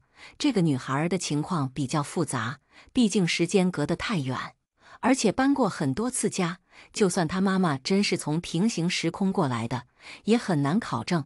秦琪说到一半，余光扫到对面坐着的那尊大佛，正一眨不眨盯着自己，差点被口水呛到。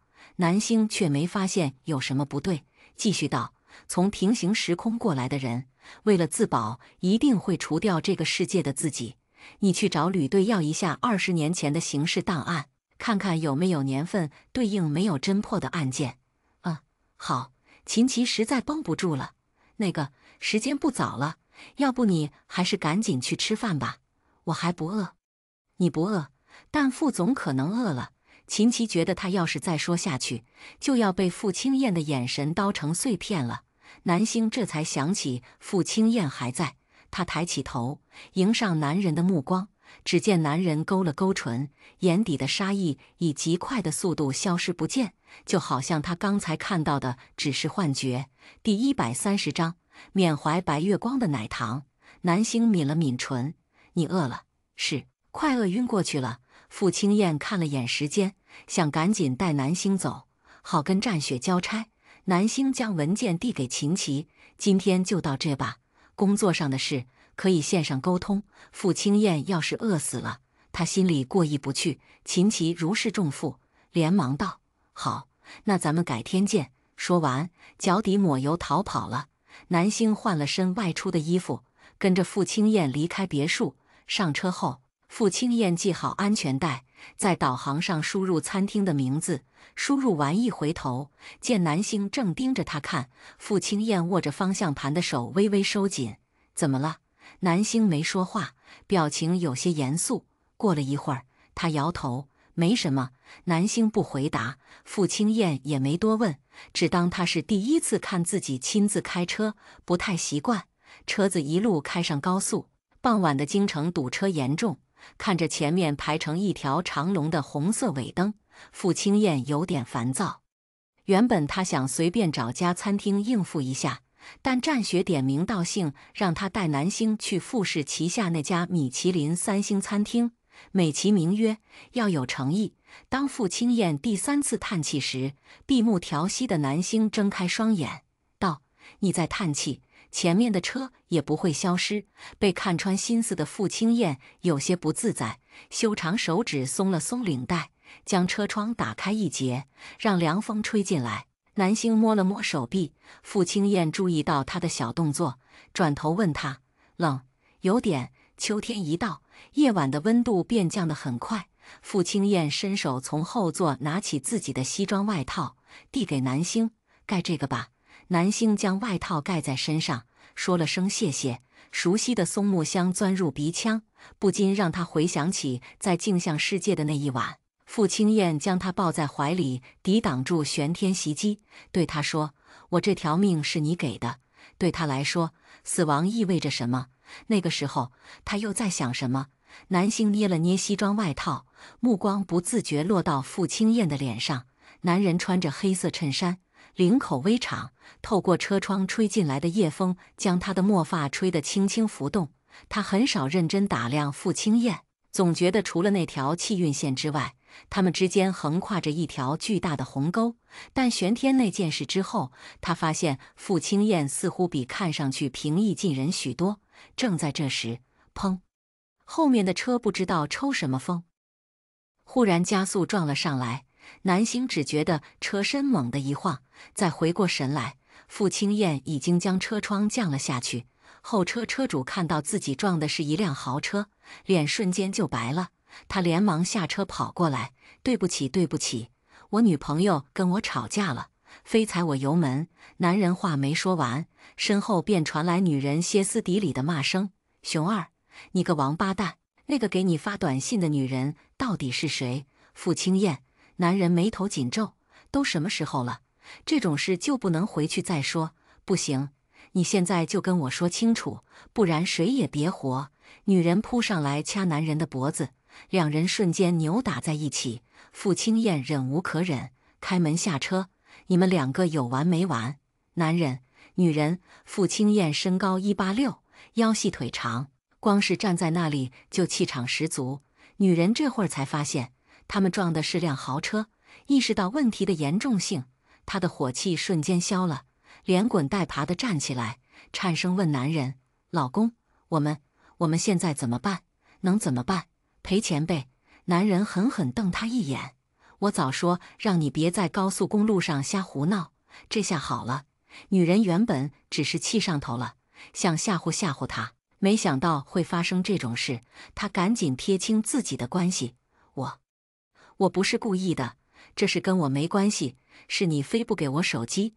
你要是老老实实给我看，我也不会踩你油门，你还赖起我了。”两人争吵的过程中，交警闻讯赶来，看到宾利被撞烂的尾灯，交警也是倒吸一口冷气：“什么情况？怎么撞上的？”警察：“我不是故意的，是我女朋友，她……”男人噼里啪啦把锅都甩到女人身上。女人一开始还很害怕，听到男人这么说，瞬间急了：“怎么是我的问题？明明就是你的问题！你在外面不三不四，开车还给小三回信息。”交警被两人吵得头疼，直接让男人叫保险公司过来。车上，南星默默从布包里拿出一张太岁符，放到储物箱里。大概是傅青燕的命格太特殊，每次她都没办法像看别人一样看出傅青燕即将面临的危机。就拿追尾这事来说，如果开车的人是江岑或者是秦琪，他会第一时间发现不对劲，但傅青燕就不行。男人身上的金光太强，那些细微的黑气很容易被遮挡。过了一会儿，傅青燕开门上车：“怎么样？”南星问：“撞得不严重，等保险公司过来理赔。”“哦，你饿吗？”傅青燕看向南星，心里有点过意不去，原本说要请他吃饭，现在倒好，出了这事，饭是吃不上了。还行，不是很饿。南星刚说完，肚子就发出一串叫声，他无奈改口：“好吧，是有点饿。”傅青燕沉默片刻，拉开左边的储物盒，从里面掏出一把糖递给南星。南星顺手接过，看到包装写着大白兔奶糖。他记得傅青燕办公桌上摆的是大灰兔奶糖，估计是大灰兔停产了，才拿大白兔来充数。南星盯着掌心的奶糖，问：“你舍得给我吃？为什么不舍得？这不是你用来缅怀白月光的吗？”短短几个字，把傅青燕的 CPU 烧干了。缅怀白月光，你办公室里还放着奶糖的包装纸。南星提醒他，这东西对你来说一定是很重要。傅青燕嘴角一抽：“不重要，你吃吧。”算了。南星将奶糖塞回傅青燕手里。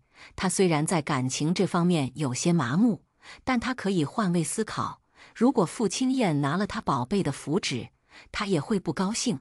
傅青燕没想到两人会在这种没有意义的小事上发生分歧，兀自撕开奶糖的包装纸，递到南星嘴边：“让你吃就吃，哪那么多废话？”南星沉默了几秒，拿走傅青燕手里的奶糖，再次道谢：“你跟谁都这么客气吗？”傅青燕忍不住问：“这已经是今晚南星第3次跟他说谢谢了，他以为从镜像世界回来，他们之间的关系会松弛一些，结果还是老样子。平时不联系，见面问声好。更奇怪的是，从前他明明很享受这种独来独往的感觉，但刚才在别墅里看到他和秦琪相谈甚欢的样子，忽然就觉得很不是滋味。因为他想到，除了在镜像世界里，他和南星好像从来没那样聊过天。你不想我对你客气？南星感觉今天的傅青燕有点奇怪，你可以像对其他人那样对我。傅青燕道。比如霍九九和秦琪。南星调整了一下坐姿，侧身看他。可你不是说希望我们之间井水不犯河水，不要越界？朋友也算越界吗？傅青燕微微皱眉。如果你是这么想的，那我们的认知可能不太一样。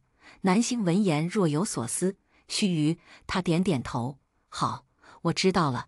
傅青燕想和他做朋友，肯定是他也看出他实力不凡了。傅青燕被南星弄得有点懵，正想问他知道什么了，战雪的电话便打了过来，一种不好的预感瞬间涌上心头。看着嗡嗡作响的手机，南星歪头，怎么不接？不用管他，还是接一下吧。不想接，那我帮你接。作为朋友，他觉得应该为傅青燕排忧解难。想着，南星直接拿起傅青燕的手机，按下通话键。你。傅青燕还没来得及阻止，战雪气急败坏的声音便顺着扬声器传出来：“傅青燕，你什么意思？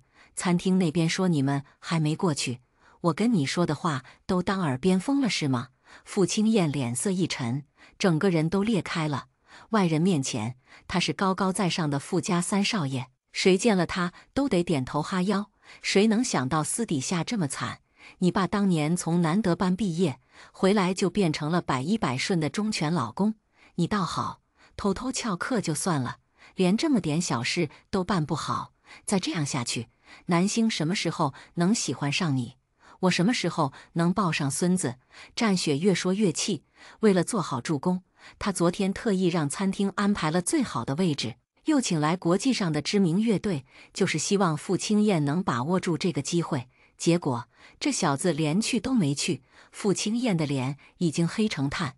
正要解释，南星抢先道：“战阿姨，是我是南星。”听到南星的声音，电话那头的战雪被生生噎住。一阵漫长的沉默后，电话那头像换了个人似的，温柔似水道：“南星啊，怎么是你接电话？阿燕呢？在你边上吗？”傅青燕，女人真可怕。我们遇到点小状况，可能要晚点到餐厅，您别担心。啊，是出什么事吗？没有，就是前面有人追尾了，路况不太好。在南星面前，战雪永远是那么的温柔，那么的和蔼可亲。南星短短几句话就把战雪哄得服服帖帖。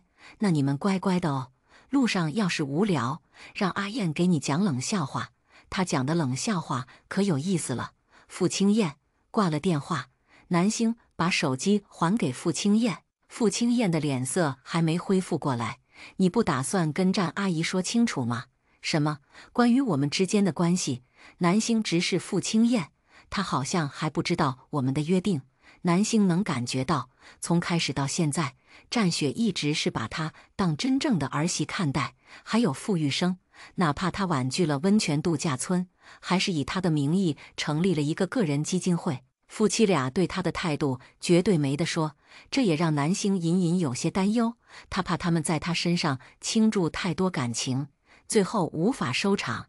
男人神色微凛，他怎么想是他的事，没必要跟他解释。但是战阿姨我给你讲个冷笑话。傅青燕似乎不想探讨这些，生硬地转移话题。南星有点无奈，你讲。他能感觉到傅青燕不想跟他聊婚约的事，既然不想聊，那就算了。傅青燕的手搭在方向盘上，微微侧身问他：金木水火土里，谁的腿最长？谁是火？为什么？因为火腿长。傅青燕说完，车厢里陷入死一般的寂静。见南星面无表情，傅青燕有些挫败。同样的笑话，他给司明阳和司环宇也讲过，当时司环宇笑得满地打滚。而司明阳就是南星现在这个表情，不好笑吗？哈哈，还行。南星干笑了2声。你知不知道自己笑得有多勉强？有吗？算了。傅青燕收回目光，感觉自己的形象在这短短10分钟里已经毁得差不多了。又过了一会儿，保险公司的人终于来了。傅青燕把车移交给保险公司，带南星打车去了旁边的一家美食城。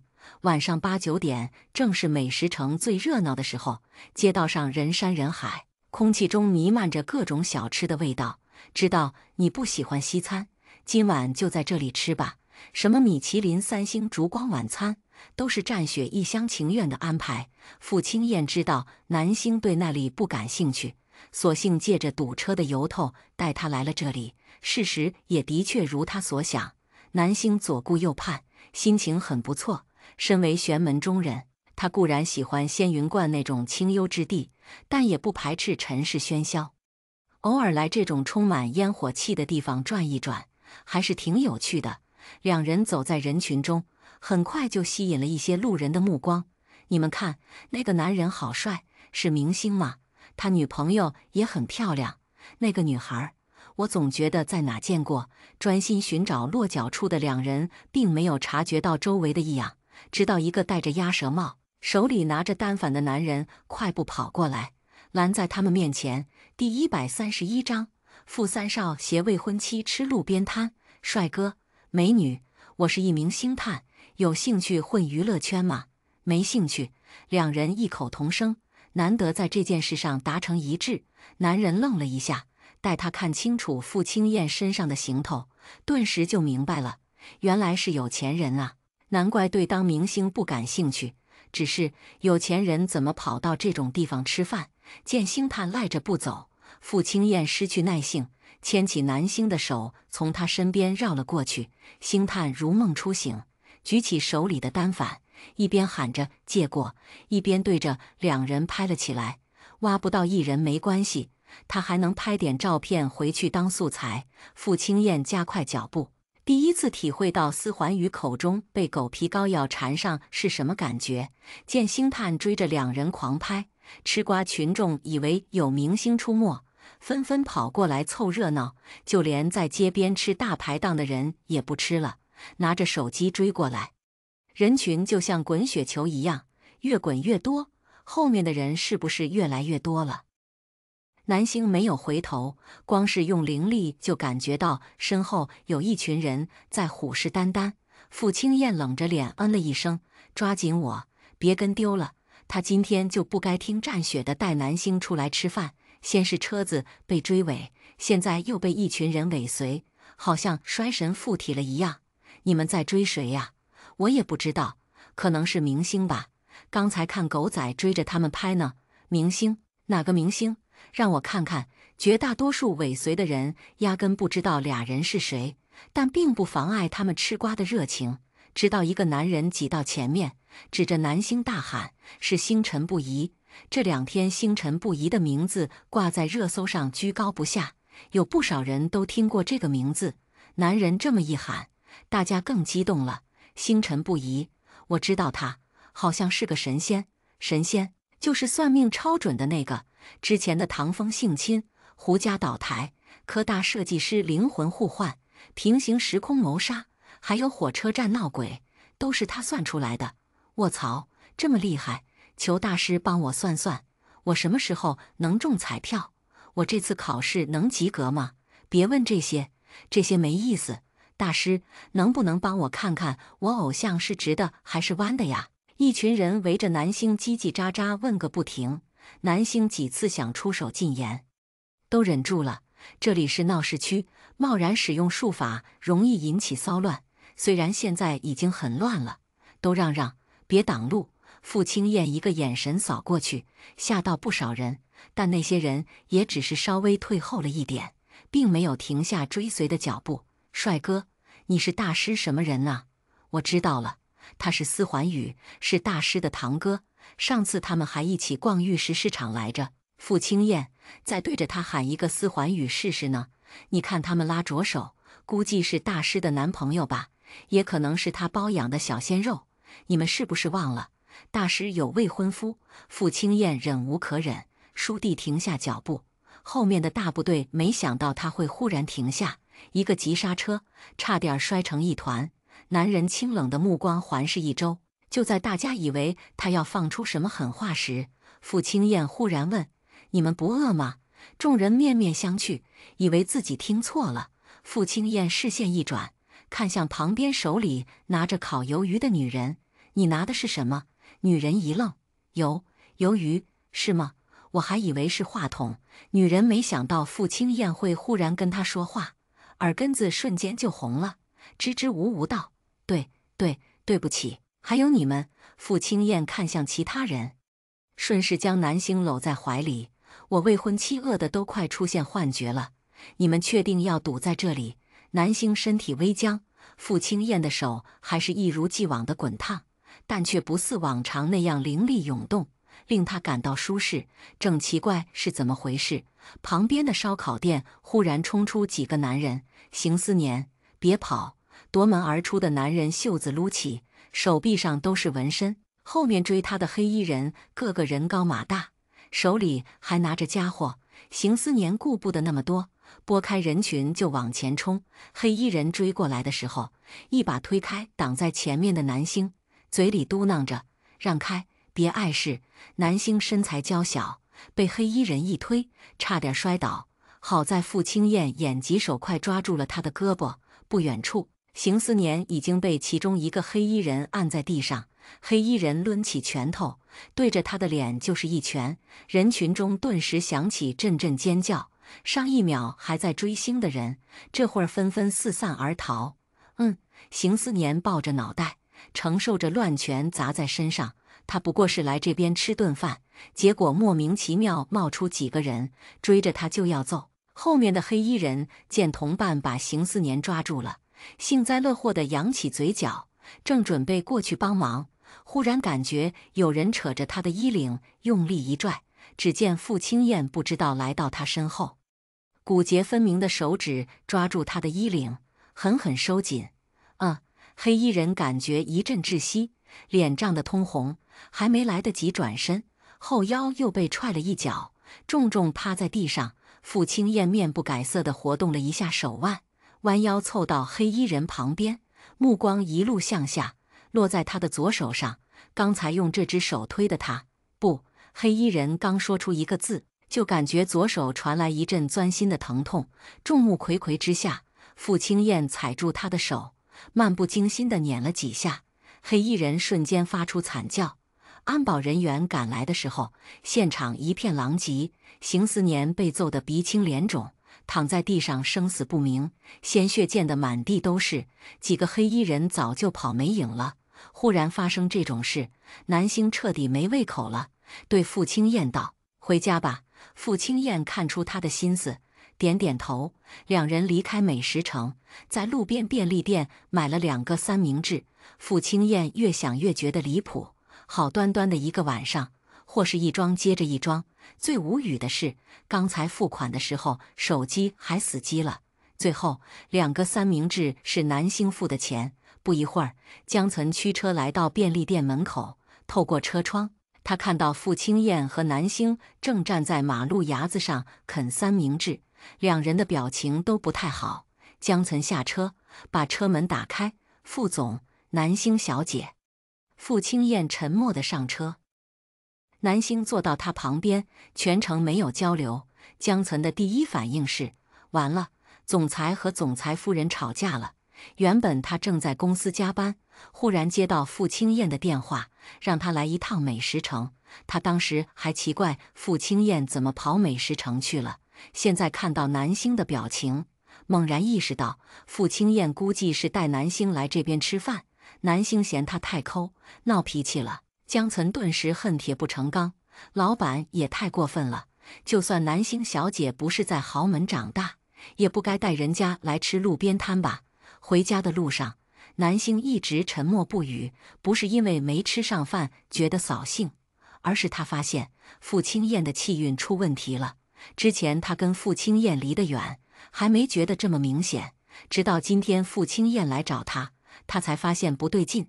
一个是他们今天的运气差到爆，另一个是连在他们身上的气运线也比之前淡了很多。还有在美食城的时候，傅青燕拉他的手，搂他的肩膀，也没有灵力涌入的感觉。难道是在镜像世界的时候，傅青燕把他的气运都用光了？要是用光了，他们今后岂不是要成为倒霉二人组？半小时后，车子停在一栋别墅前面，南星这才发现他们回的不是傅家。这是哪儿？我另外的住处。傅青燕道：“今晚就住这吧。”他实在不想回到傅氏公馆再被战雪盘问，今天已经够累了。南星对于住哪并不在意，嗯了一声，开门下车。此时傅家，战雪正躺在床上刷手机，看到热搜上的照片，刷地坐起来。傅玉生已经习惯战雪的一惊一乍了，只推了推鼻梁上的眼镜，问：“南星又给你发消息了？”“不是。”战雪把手机凑到傅玉生眼前：“咱儿子和儿媳妇上热搜了。”傅玉生有些惊讶，连忙坐直身体。照片上，南星和傅青燕手牵手走在路上，周围全是拿着手机拍照的人。配文：接地气，傅三少携未婚妻吃路边摊。路边摊，傅玉生挑眉：“你不是给他们订了蓝山的烛光晚餐啊？”战雪又仔细看了一遍，这才发现拍照地点是在美食城。刚才他忙着欣赏两人，都没注意到后面的背景。这小子！